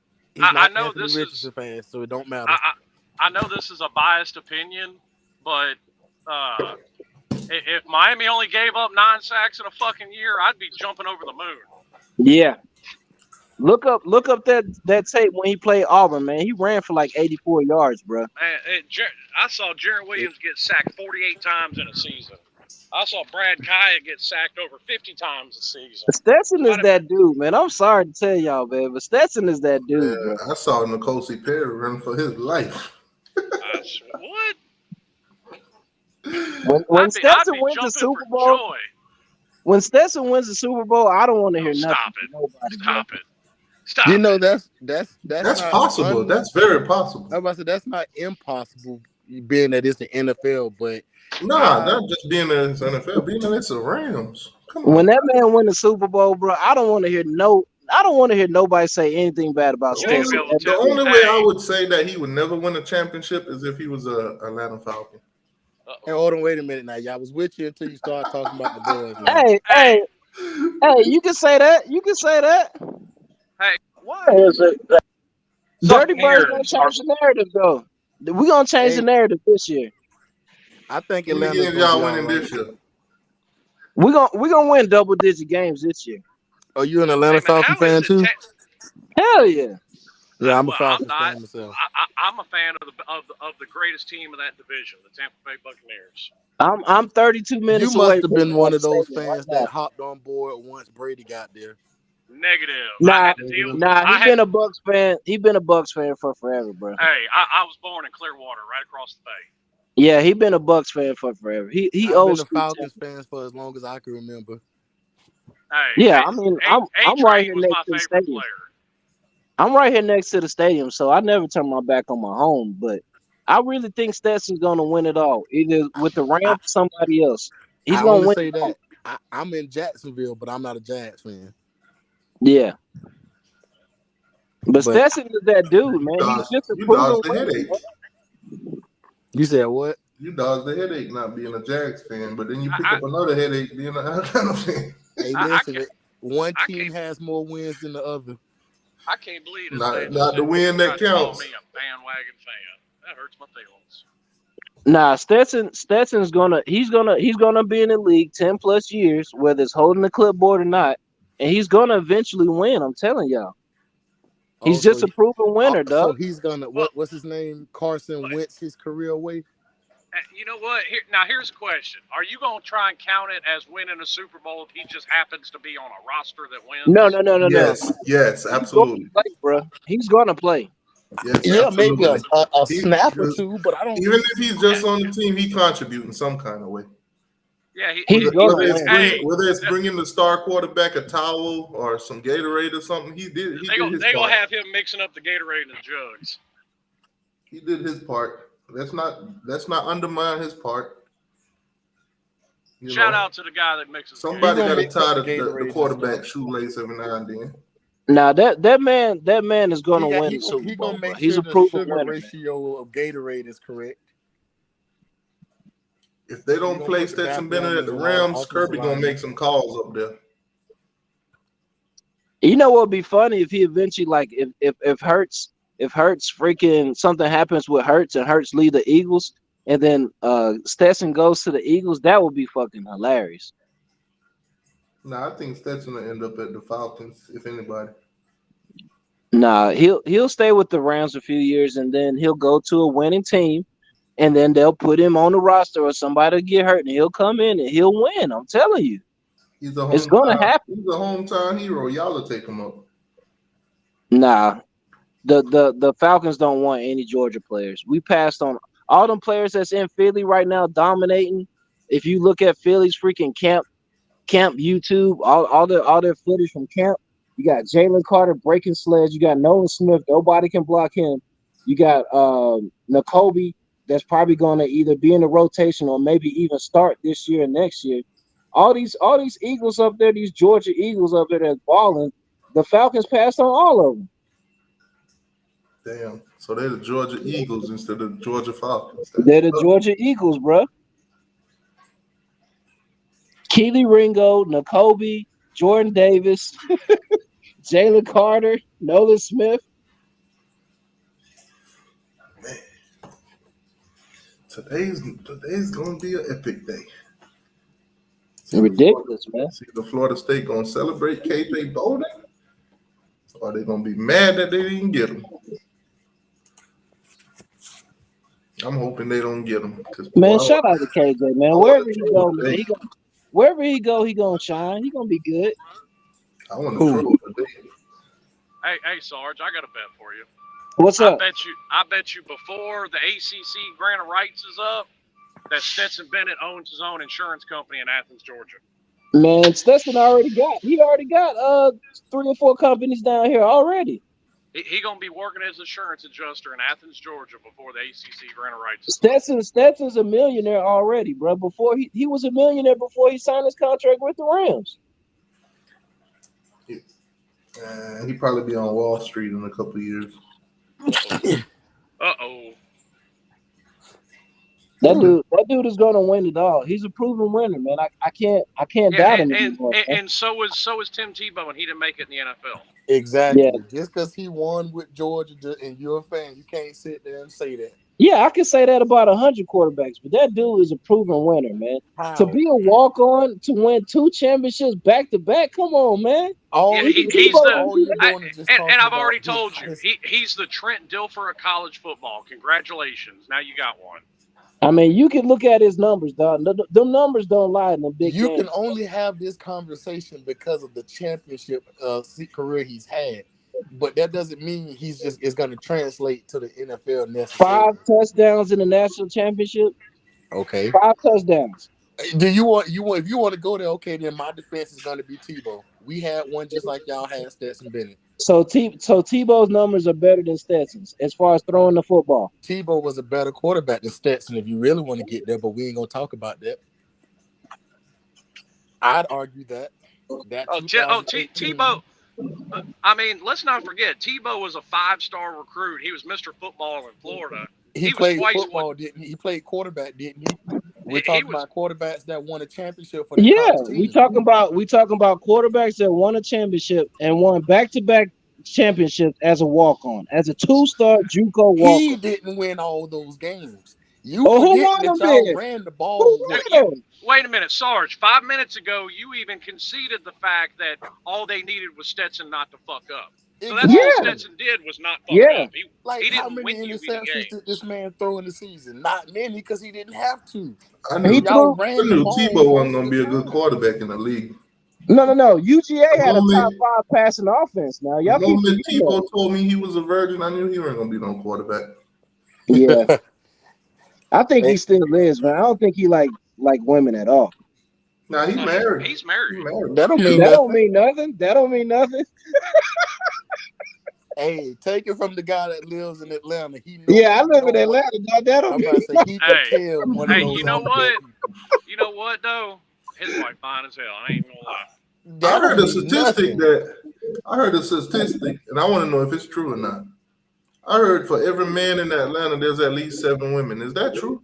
That's the truth. Yes, that's really true. I done been to Atlanta. God damn, what the fuck am I doing in Palm Beach? Hey, T2Y, if I brought you to the mall out here, I'm telling you, bro, you would leave the mall with at least 3 or 4 phone numbers, at least, or Instagrams, at least. But the thing is, Atlanta's a fashion city, so you got to have a lot. Bro, we are heavily outnumbered as men. Wait a minute. Hey, Sarge, you know Sleet on YouTube? Yeah. I've seen that man pull a number in Atlanta. That motherfucker ugly as hell. Slim, we are heavily outnumbered here. Heavily outnumbered. Everywhere. Any bar that you go to, any corner store you go to.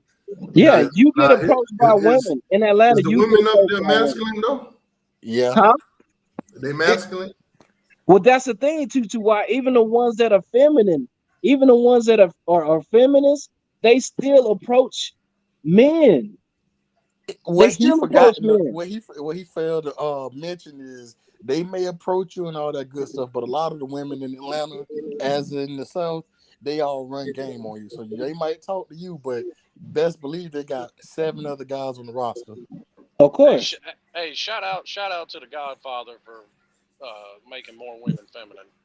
But this Tebow talk, yeah, Tebow did his thing, but his numbers aren't as good as Stetson's. I'm sorry, bro. That's a personal opinion coming from a Georgia Bulldog fan. Yeah, but I mean, the numbers don't lie. You can look at the numbers, bro. Let's be clear. Right, I'm not hating on Stetson Bennett. I think he's a great quarterback, a championship quarterback. I'm just saying, like, you can't necessarily write that in stone when. I mean, the demands on Stetson and the demands on Tebow is different. Yeah, of course. I'm a disinterested third party. Ain't got no love for either team. Tebow is far superior to Stetson. It just is what it is. That's what I'm saying. But Tebow didn't go back to back. It don't matter. The team didn't really rely on Stetson. They relied on Tebow. Yeah, they did. Which makes Stetson even better. Without Stetson, they still would have won. Exactly.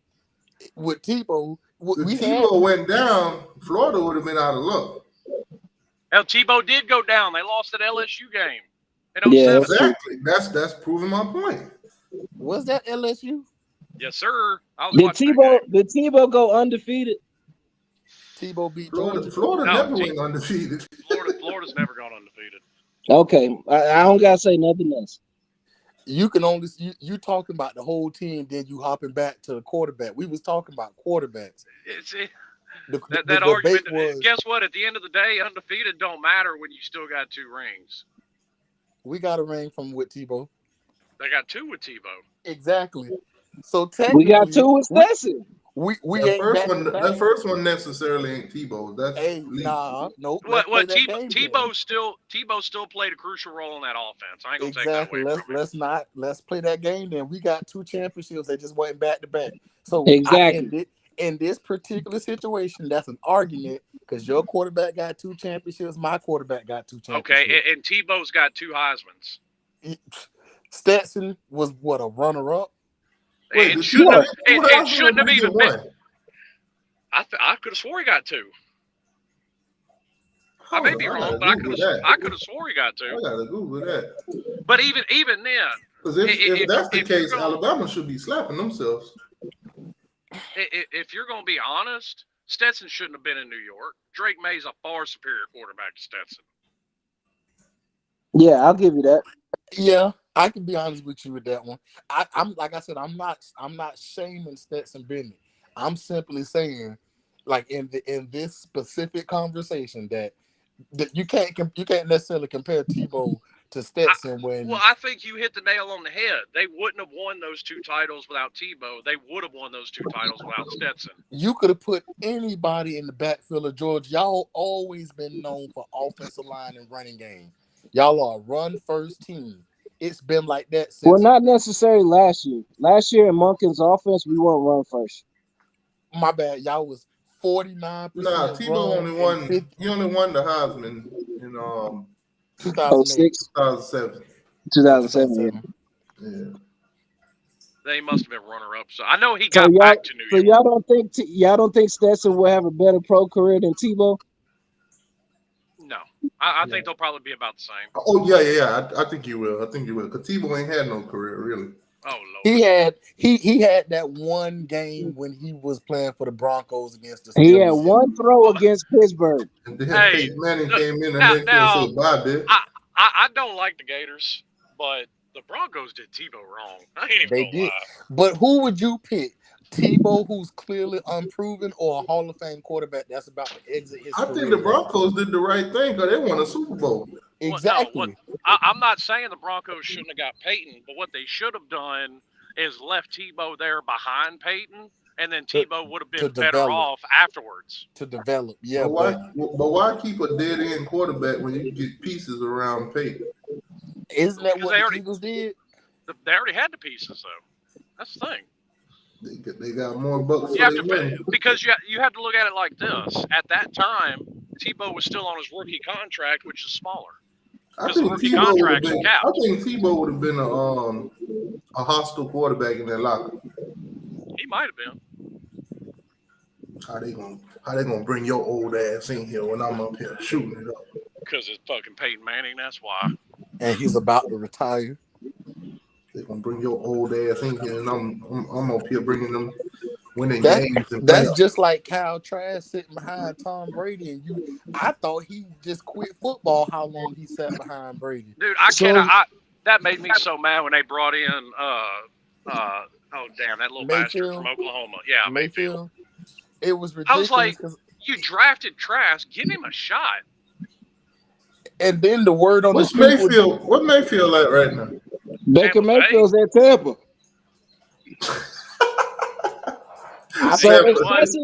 If Stetson does 10 years in the league and wins more than one playoff game, will you say he's better than Tebow? No. Yep. Yes. Because football has changed. Hey, you know what? I can have Baker Mayfield. My Tampa Bay Buccaneers still 2-0 in Super Bowls. What are the Falcons? Hey, watch your mouth. hey, my Dirty Birds, they whooping up on the Bucks this year, though. I'm just letting you know. It's just something about Brady that Atlanta could not beat that man for nothing. A lot of teams couldn't beat Brady. Come on, man. That's a GOAT, bro. I'm just saying, imagine I got a sad story for you real quick. I went to college in Massachusetts, in Foxborough, as an Atlanta fan.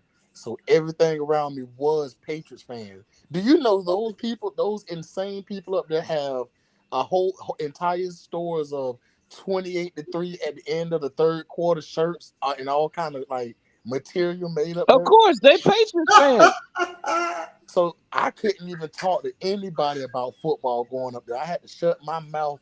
Of course, man. They Patriots fans. If I was a Patriots fan, I did the same thing.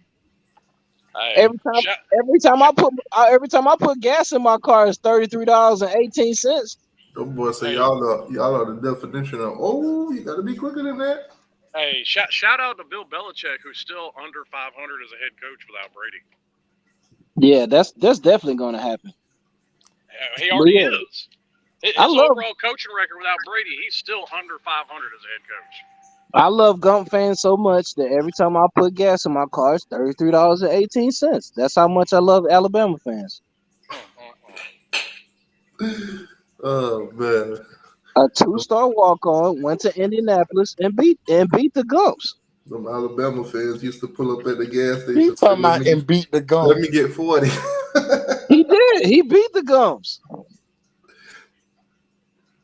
So what happened when Georgia messed around and get their ass whooped once or twice this season? I mean, it's only happened one time in 30 games, bro. Bold prediction. I got Alabama beating Georgia next year. I think Alabama got something to prove, but I could say that too before the season starts. But when they get blown out by Texas, then we'll see. We'll see if they can say that again. I think they're gonna beat the hell out of Texas. It's in I have questions about Alabama, but here's the problem: everybody's talking about Alabama ain't gonna be shit because who's their quarterback gonna be? Everybody had this same conversation before Jalen Hurts got started at Alabama. Yeah, but they're not the same Gumps, man. And I'm not disagreeing with that, but Nick Saban has earned the benefit of the doubt. Look at their defense, man. Look how trash the defense was last year. Trash or just they didn't capitalize on plays on defense? Look at their schedule. Look at the scores. Look how many points their defense was giving up last year. I can't talk because my team had the worst defense in the country, but I get what you're saying. Bruh, they're not the same Gumps. I'm sorry, man. No, Florida didn't have the worst defense. Who had a worse defense? Tennessee, North Carolina. Yeah, Tennessee had the worst defense last year. I'm sorry. Tennessee and North Carolina were vying for the worst defense in the country. I'd argue that Florida was right. Hovering it was a what they call it, an honorable mention. Listen, man, y'all got Sarge. You and Slim got to stop this. When this man is putting Florida down, let him. I'm sorry. I'm not putting Florida down. I'm just a realist. I'm not gonna sit up here and lie and say, "Well, Florida had this and that." It's not the truth. We just gotta keep it real, man. Talking about right there, yeah, hell yeah. We just gotta keep it real. Tennessee, I'm just being honest. Like I know y'all not used to Florida fans. That's honest, but I'm one of them. I'm just being honest with you. Just gonna be completely honest. I'm one of the ones that's honest. I'm not gonna be like, "Well, Florida coulda, shoulda, woulda." No. What is and what ain't. What is the truth is Florida had the worst third down defense last year. If you was 3rd and 33, you were likely to get that first down 80% of the time on the Florida So what's game. this man cooking? I'm just being honest, and it happened. And you want to know what games it happened? Hey, he Any keeping it real SEC though. opponent, every team that we played knew third down, these corners can't keep up for shit. Second down, we just run the ball and get close to first down. Hey, BB, I hope BB listening to this. Oh I'm, my I'm God. just saying, like, a lot of people be faking and acting like we just, Florida's just, we're okay in that. No. Bro, did you go to culinary school? Nah. Hey, shout out to BB and Twitter before I forget, though. My boy is cooking right now. Now, you just got to be honest with yourself. Like, every team does have their problems. And a lot of people who be acting like that, man, Florida, we got issues. Defense, we ain't looked like the Florida Gator defense in like 10 years. Okay, then answer me this, because I already got my opinion on it. How scared are you of Graham Mertz playing quarterback? I'm not scared at all. But listen, like, I'm gonna be honest with you. Graham Mertz is terrible. Listen to me, as a Florida fan, Florida, Billy Balls had Billy Napier's Bill, whatever you want to call him. He is not going to ask Graham Mertz to be Mr. Heisman winner. He's not. The truth is, he's already told this guy, look, offense is gonna look like shit. You got Ricky Pearsall and you got Montreal Johnson and ETN in the backfield. That's all I got for you. I'm sorry, I can't make it look. I can't disguise the fact that you can't read certain defenses too well. We're gonna lean on the run game. Just don't drop the ball, handing it off to Montreal too many times, and we can squeeze out 7 games this season. That's all you got to do. There's the game plan right there. That's the truth. That's the truth. My dude's cooking, bro. I mean, that's the truth until ETN goes down. Because we got Montreal, ETN, and I get it, but ETN is your best running back by far. I disagree. I would say Montreal. Yeah, I'll go with Montreal too. Montreal is a harder runner. ETN is more shifty, but downhill. Montreal, in my opinion, was a better bat last season. He was a little bit more seasoned, but that's just my opinion. I think that's what it's going to be. Is if Florida is able to run the ball, even if they're able to run the ball effectively, that's 7 wins. That's at best. At best. We're not going to – listen, we're not going to – I'm telling you the truth. Let them other Florida fans lie to you all they want. This is the truth. We're not going to beat Georgia. We're not going to beat LSU. We're not going to beat FSU. We're not going to beat Tennessee. Maybe that's a coin toss depending on who show up that game. We're not. Keep going. That's the truth. We're not. We're going to beat. Hey, you know what? I'll give you a shot against FSU because I didn't think you had a shot this past year. Yeah, I would too. I'd give you a shot. You know what? The only reason why you say that is because Anthony Richardson made a couple plays in that game, and that's what kept us in there. No, that's not the only reason I'm saying that because, and you see it even including in the Miami FSU series. You see weird shit happen in rivalry games. You're right. You're completely right. But the point is, what I'm saying is, in real life, in 2023, 2024, the Florida Gators, they're not going to be a 0-11 team, but they're not going to be a 10-win team. They're not. It's the truth. So you don't think it's out of the realm of possibility for them to have the same record Miami had last year? What record? What record? You wouldn't be totally shocked if they only won 5 games. 5-7. Yeah, horrible. Told, the God honest truth, that's the expectation, but that's not what I would expect them to do. I don't think that they would go 5. I'm not saying you would expect it, but I'm saying you wouldn't be totally shocked if that happened. Nah, not at all. Okay. Florida fans be acting like they think we're gonna go 9-2 or something. We're not. Oh, there was this Florida fan, Octavian, on Uncle Lou's channel. He was talking about Florida's going 11-1. Their only loss is going to be to South Carolina. That's a lie. So they're gonna dog walk Georgia. Nope. Look, we're gonna lose to Georgia by double digits. I didn't say 20 points, but we're gonna lose to Georgia by double digits. We're gonna lose to South Carolina. We're gonna lose to FSU just because Florida, they tend to lose to lesser teams sometime when they shouldn't. And we're gonna lose to LSU. We'll probably beat LSU in the 2024-2025 season, but this season, no. the LSU team is a little bit or a lot stronger than Florida's team on paper.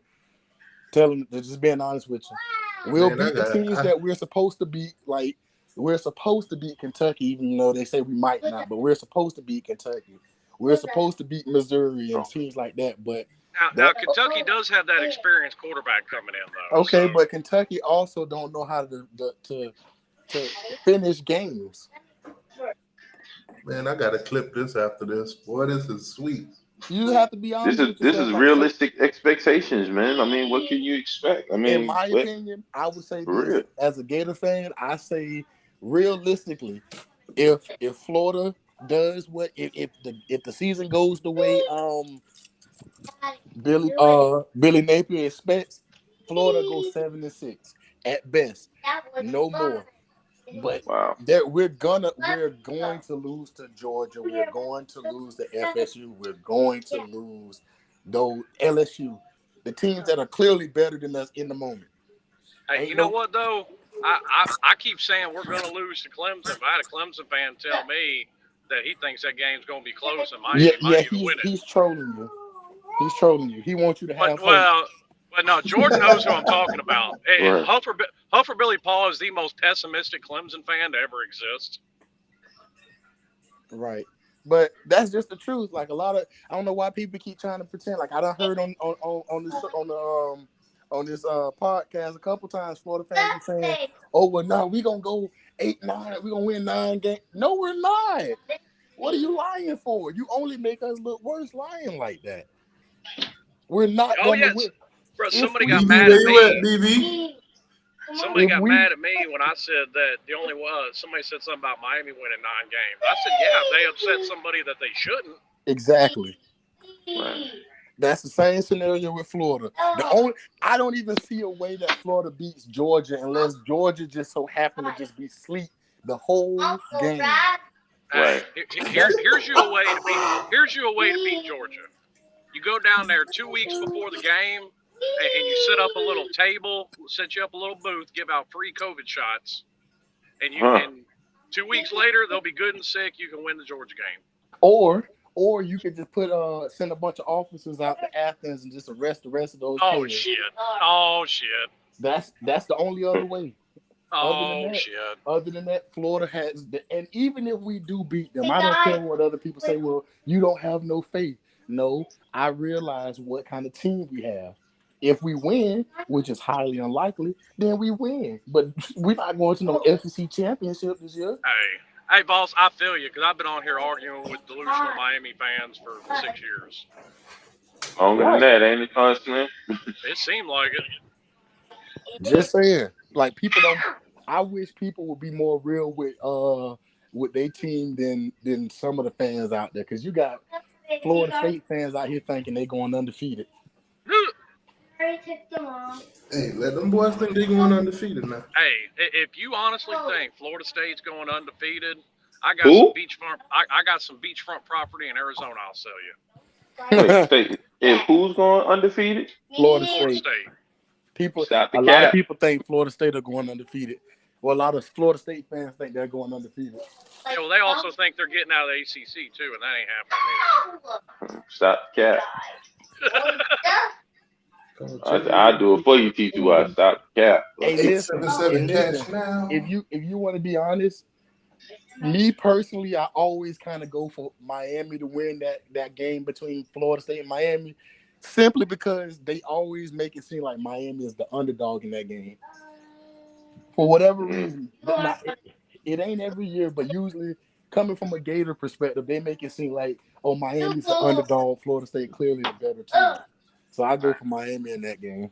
They played it enough times that you should know by now. It doesn't matter who the dog is. It doesn't matter who the perceived better team is. That's going to be a close game. It's going to come down to the wire the vast majority of the time. Hey, you pushed me. And I can give you that. That's just like with Florida, Georgia. Whenever Georgia is winning, it's usually for a streak. It's never for like 1 or 2 years. Whenever Florida wins, it's usually for streaks. Like they go back and forth with streaks. Some rivalries are just like that. Yeah. I mean, I'm we've just being had honest. that recently with Florida State, but that's not the norm. Like Florida State, I think rattled off like 7 in a row. I mean, Miami had like 4 in a row after that, and had like 5 or Yeah. 6 in a row before that. Yeah, and like before that, we won like it's been going back and forth like this. Yeah. It's been crazy. Yeah, Right. it's been crazy like But at that. the But end of the day, there's only still one ain't catch us. team in the there's only one team in the state of Florida that has a winning record against every other team in the state of Florida. What is it? UCF? Nope. Who? Man, Miami. Miami 2-0 You. against UCF. We don't know what it feels like to lose to them. Miami has a winning record against every D1 Every team in the state of Florida. every single team. Like I State of said Florida. earlier, I would argue that if Florida played Miami more often, that ratio would even out. It should, but you know what though? I'm gonna tell you something though, bro. It should have evened out a long time ago. But we were taken off the schedule because they didn't have time. No, it wasn't because it was. Hold on now. You speak for yourself. We should have been up by 10 by now. That's what I'm saying. No, I'm saying it should have been more even as far as us playing them more. I'm not talking about the series being even. I'm talking about us playing them more. The series wouldn't be even because they've only beat us twice since 1985. How many times have they played y'all since 1985, though?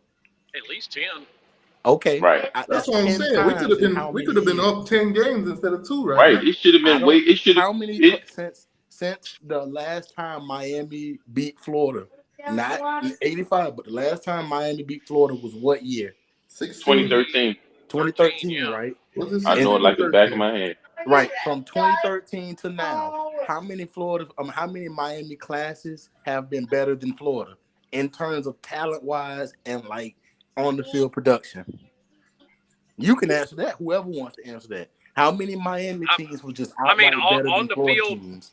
On the field production, Miami hasn't had a 4-win season since the 60s.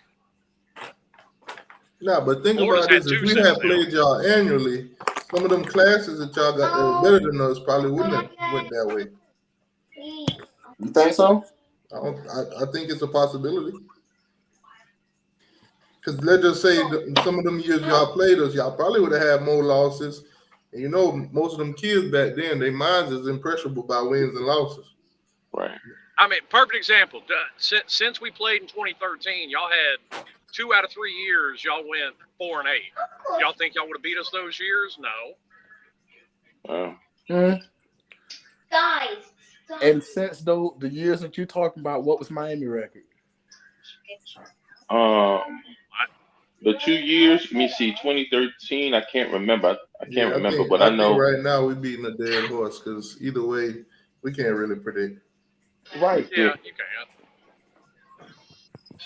The point is, my point with that whole situation was, I welcome the smoke with playing Miami again. I think, like I said earlier, I don't think Florida would win 10 out of 10 games. I think obviously Miami gonna win some games clearly, but I don't think Miami would win the vast majority of that matchup, considering what we originally was talking about when it comes to how the recruiting process work and translate to the field and what you have to offer the players to make them come to your program and that stuff that play a role.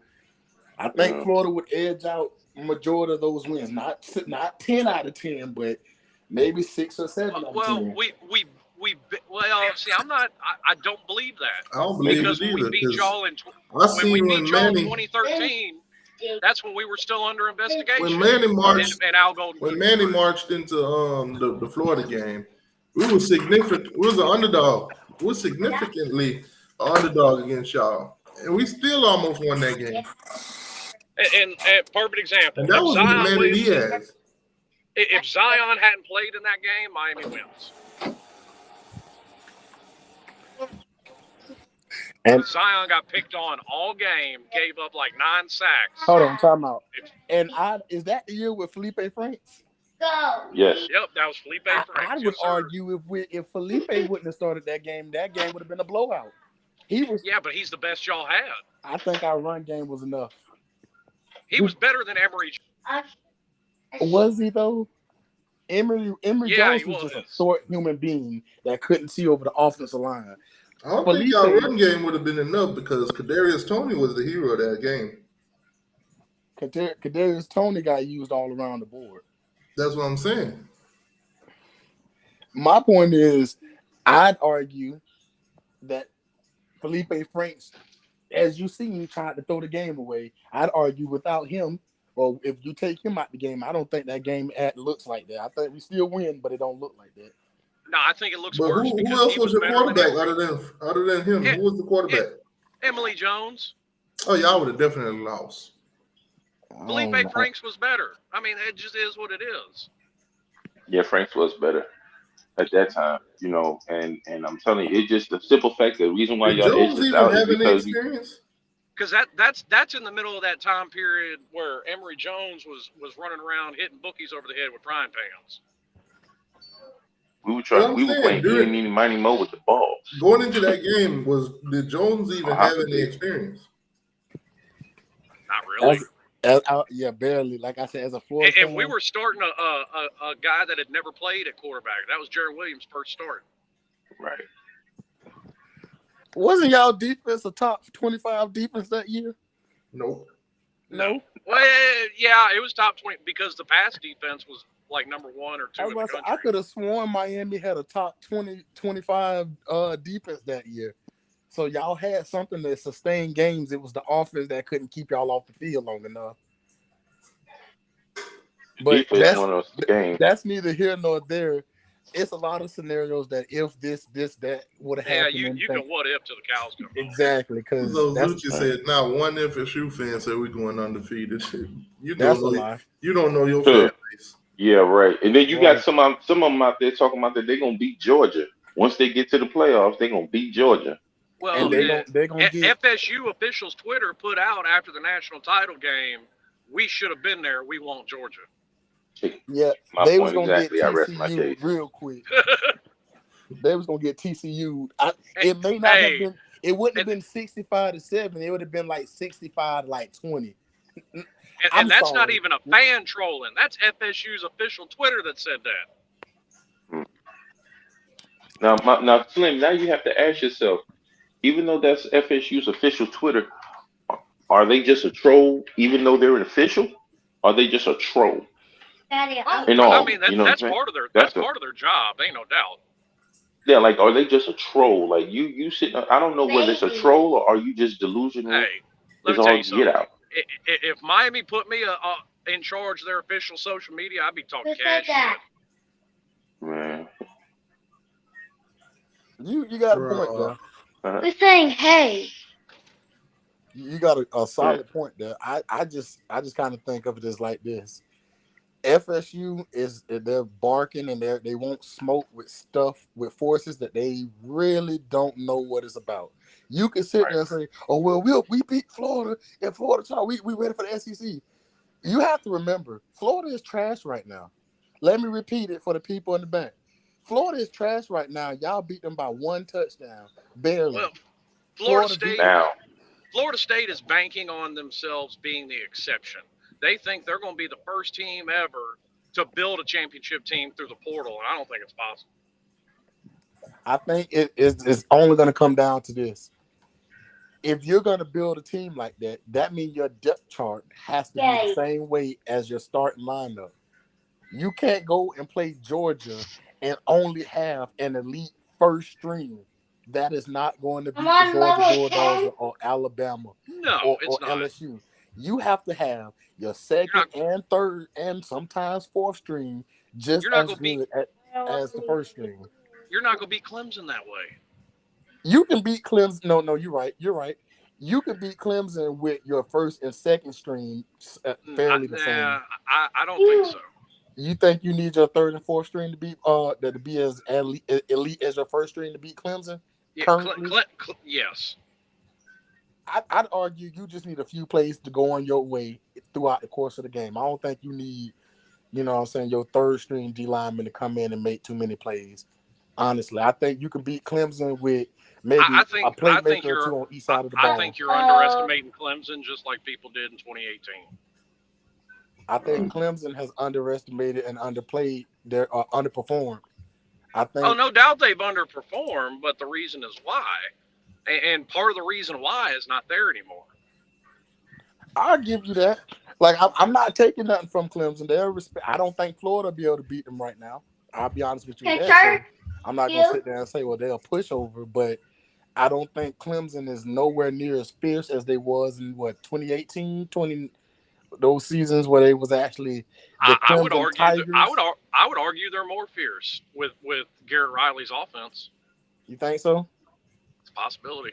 That's something that we'll have to see throughout this next season. Then, like, I'm not gonna discredit what you're saying, but that's gonna have to be something that we see on the field. We can't just say, well, I think it's gonna be good, and then it be average at best, or it be a bunch of situations.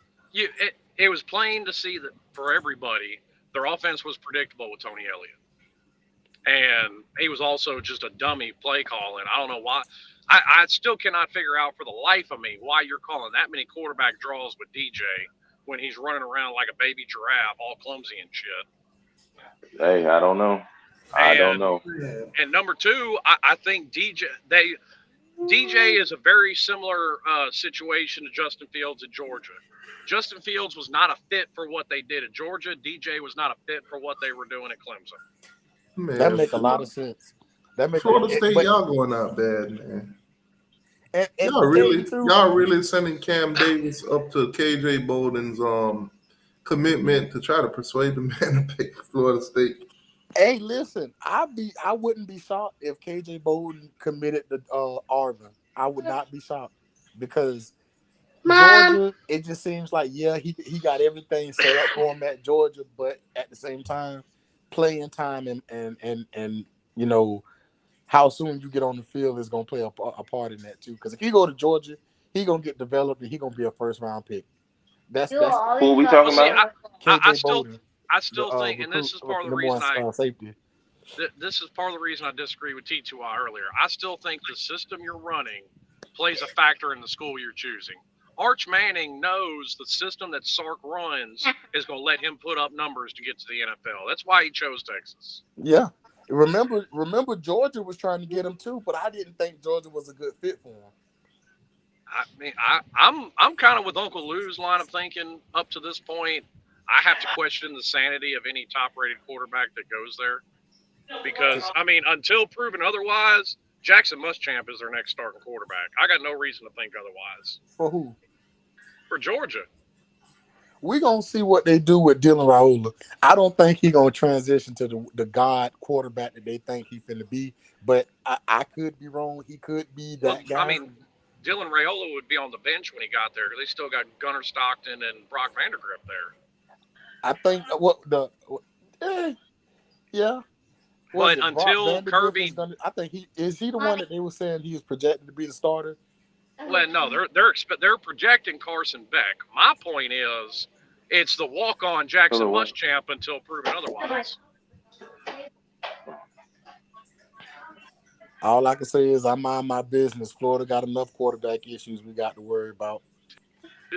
Yeah, what's going on with that? Not a troll question, but a real question. No, that's a real question. The truth is, because I was just wanting to know.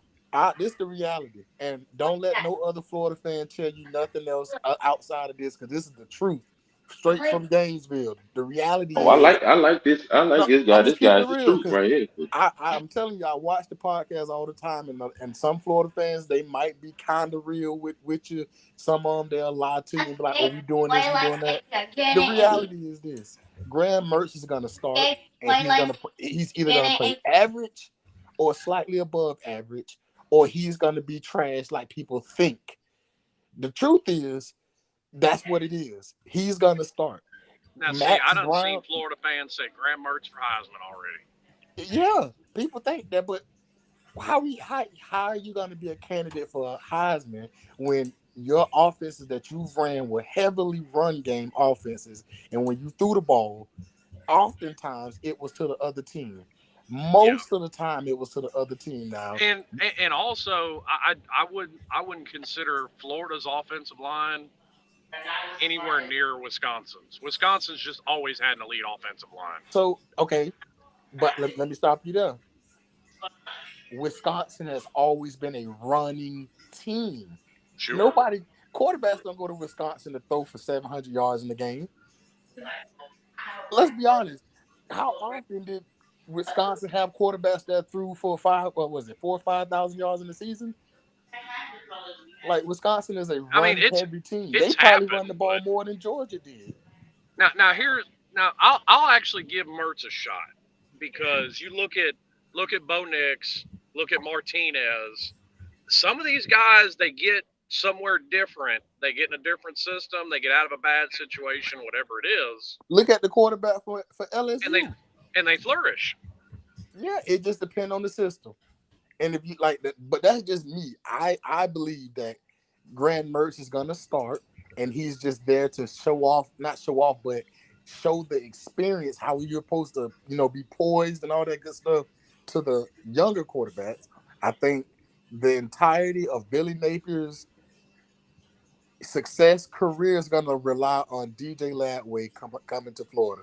If that is going to be his determining factor, whether he's going to be at Florida a long time or they're going to break that contract in the future.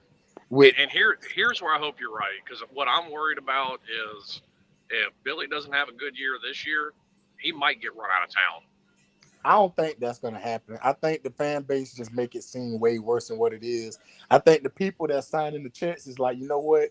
I can see physically what is going on, and I can clearly see I can see what's going on. But unfortunately, much like Miami, the people that write the checks at Florida are listening to the fan base, unfortunately. You're right. But I'll say what's a saving grace for him. The recruiting. If it don't translate eventually at some point, then yeah, he's gone. But the recruiting has been better than it has ever been in the past 10 years to where you can't argue that, okay, this is different. I'm not used to competing with Georgia in the recruiting trail, not with every player, but with some. Now, I didn't say... I don't know. McElwain recruited elite. Okay, I'll give him that. That's one. How many classes McElwain had at Florida?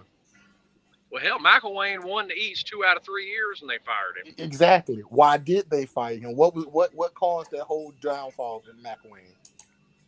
Hell if I know. That seemed dumb as hell to me. Right. I think I'm sorry, that the boogeyman was in my head. I think Billy Napier, I think they kind of going with the approach of, okay, let's build a program the right way and stop trying to take shortcuts. Let's get a man some time. I know everybody don't want to give him that, but give him a chance, because if we go through another head coach, then what does that put us? That put us back at square A, and the few little raggedy recruits we do got, they'll leave if he goes. And that's where I say I hope you're right. Like I said, I think DJ Ladway is going to be, whether his career at Florida is going to flourish or he's going to be another Dan Mullen or another McElwain or whatever coach you want to throw in that category. Because DJ Ladway is going to be the best quarterback that Florida has had since the Tebow and what's the other guy? Chris Lee. Or Will Grier, because Will Grier was a 5-star quarterback as well. Well, yeah, but Will Grier had all his success at West Virginia. You're right. I'm saying, like, as far as being rated high and all the hype behind him and stuff. Yeah. But I'm saying, that's as far as from like the fan base perspective, that's where his career is going to fall on with DJ Ladway, because you got the quarterback that you want that's elite. You get him on campus. Now, if you can develop him like you didn't do with Anthony Richardson, that washes away your first year. Maybe even your second year, depending on how that goes. But if DJ Ladway gets to Florida and he's subpar or he's average, then they're going to be looking at him, Billy Napier, like, okay, well, where's this super elite, ultra Anthony Richardson 3.0, super smart, talented quarterback that y'all was hyped up about? Well, they can't be looking for it year one. No. The Trevor Lawrences of the world that come in and dominate as a true freshman, that's a generational thing that we probably won't see again for a while. That's a rare breed. Trevor Lawrence was a rare breed. You can only say that if the pieces are not in place. Clemson had the offensive line. They had the running backs. They had the defense to help to bail him out of any situation, and they had the staff to keep everything together for Trevor Lawrence to just perform. All he had to do was come and perform. How many times did Trevor Lawrence actually mess up in his college career? Not many. You're Not right. many. I can count on one hand how many times. Exactly. He rarely messed up. Yeah, he was a generational talent, but at the same time, he had talent around him that was just as good. You can do anything with an elite offensive line and defensive line. You got them trenches on lock. It don't matter what you do as a quarterback. As long as you don't throw the ball the other team 10 times, you are going to win games. And that's where I think Mario's being really smart building Miami, because he's starting from the trenches and working his way out. But he was an O-line coach at one point, was he not? Oh, yeah. He's always been an O-line coach. Yeah. Right. Yeah. And he played on the O-line, You can ask T2. I was saying earlier, if there's one thing I got to give Miami credit for that I didn't expect, is the fact that they're building their offensive line class, just in general, what y'all have right now. It is not something that you should just turn your head and be like, I don't care. Because they got some top offensive lineman players over there and like building around their program that you put those linemen at any other team and those program changes in the trenches.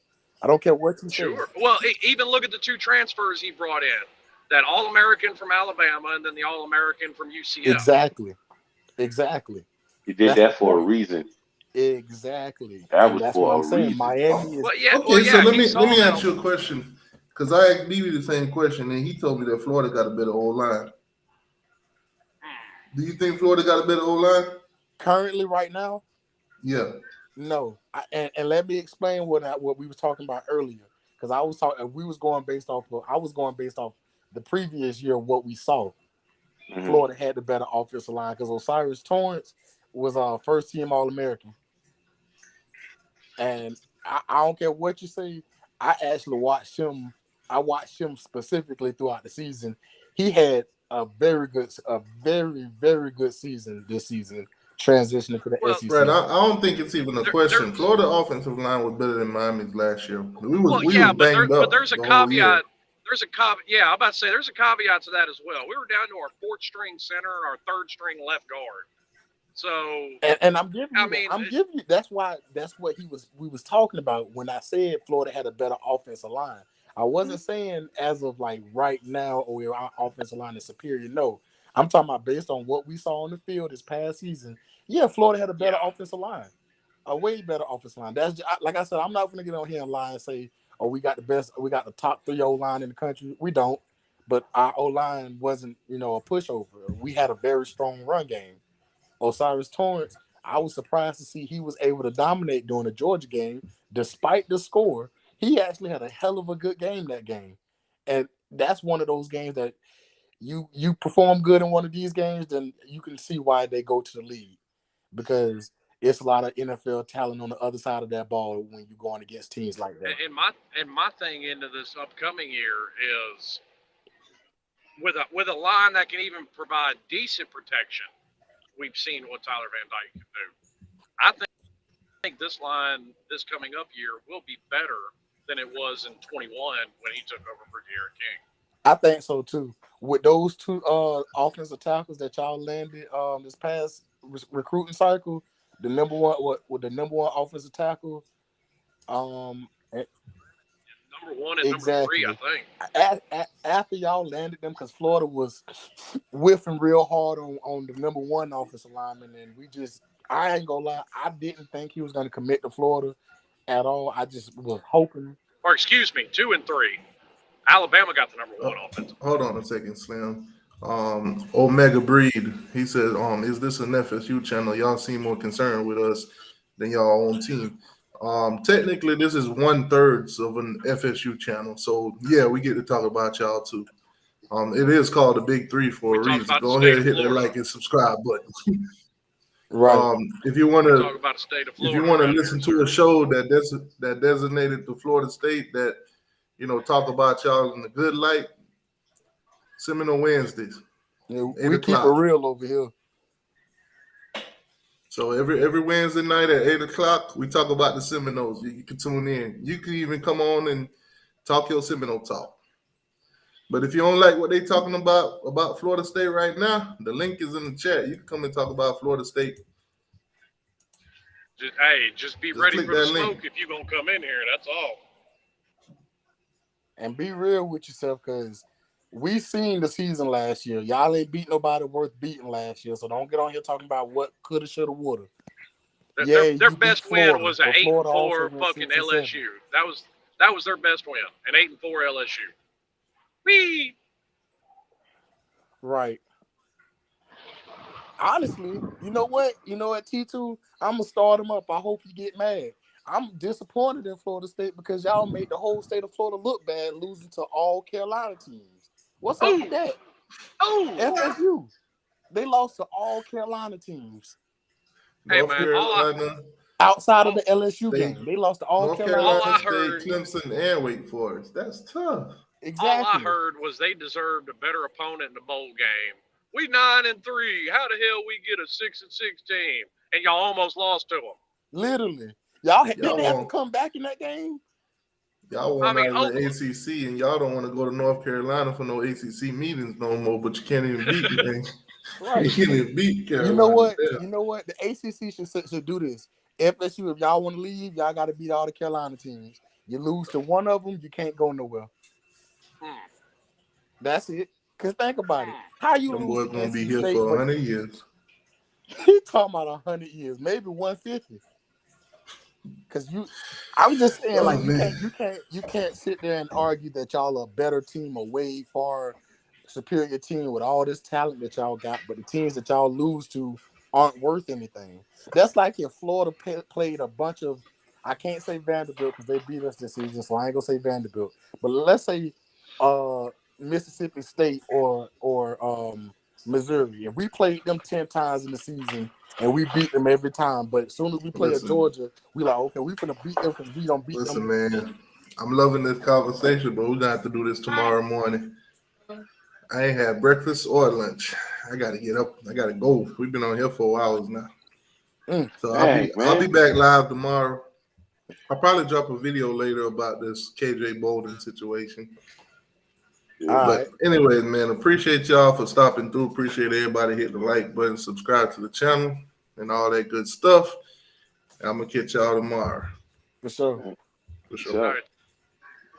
All right. See you later.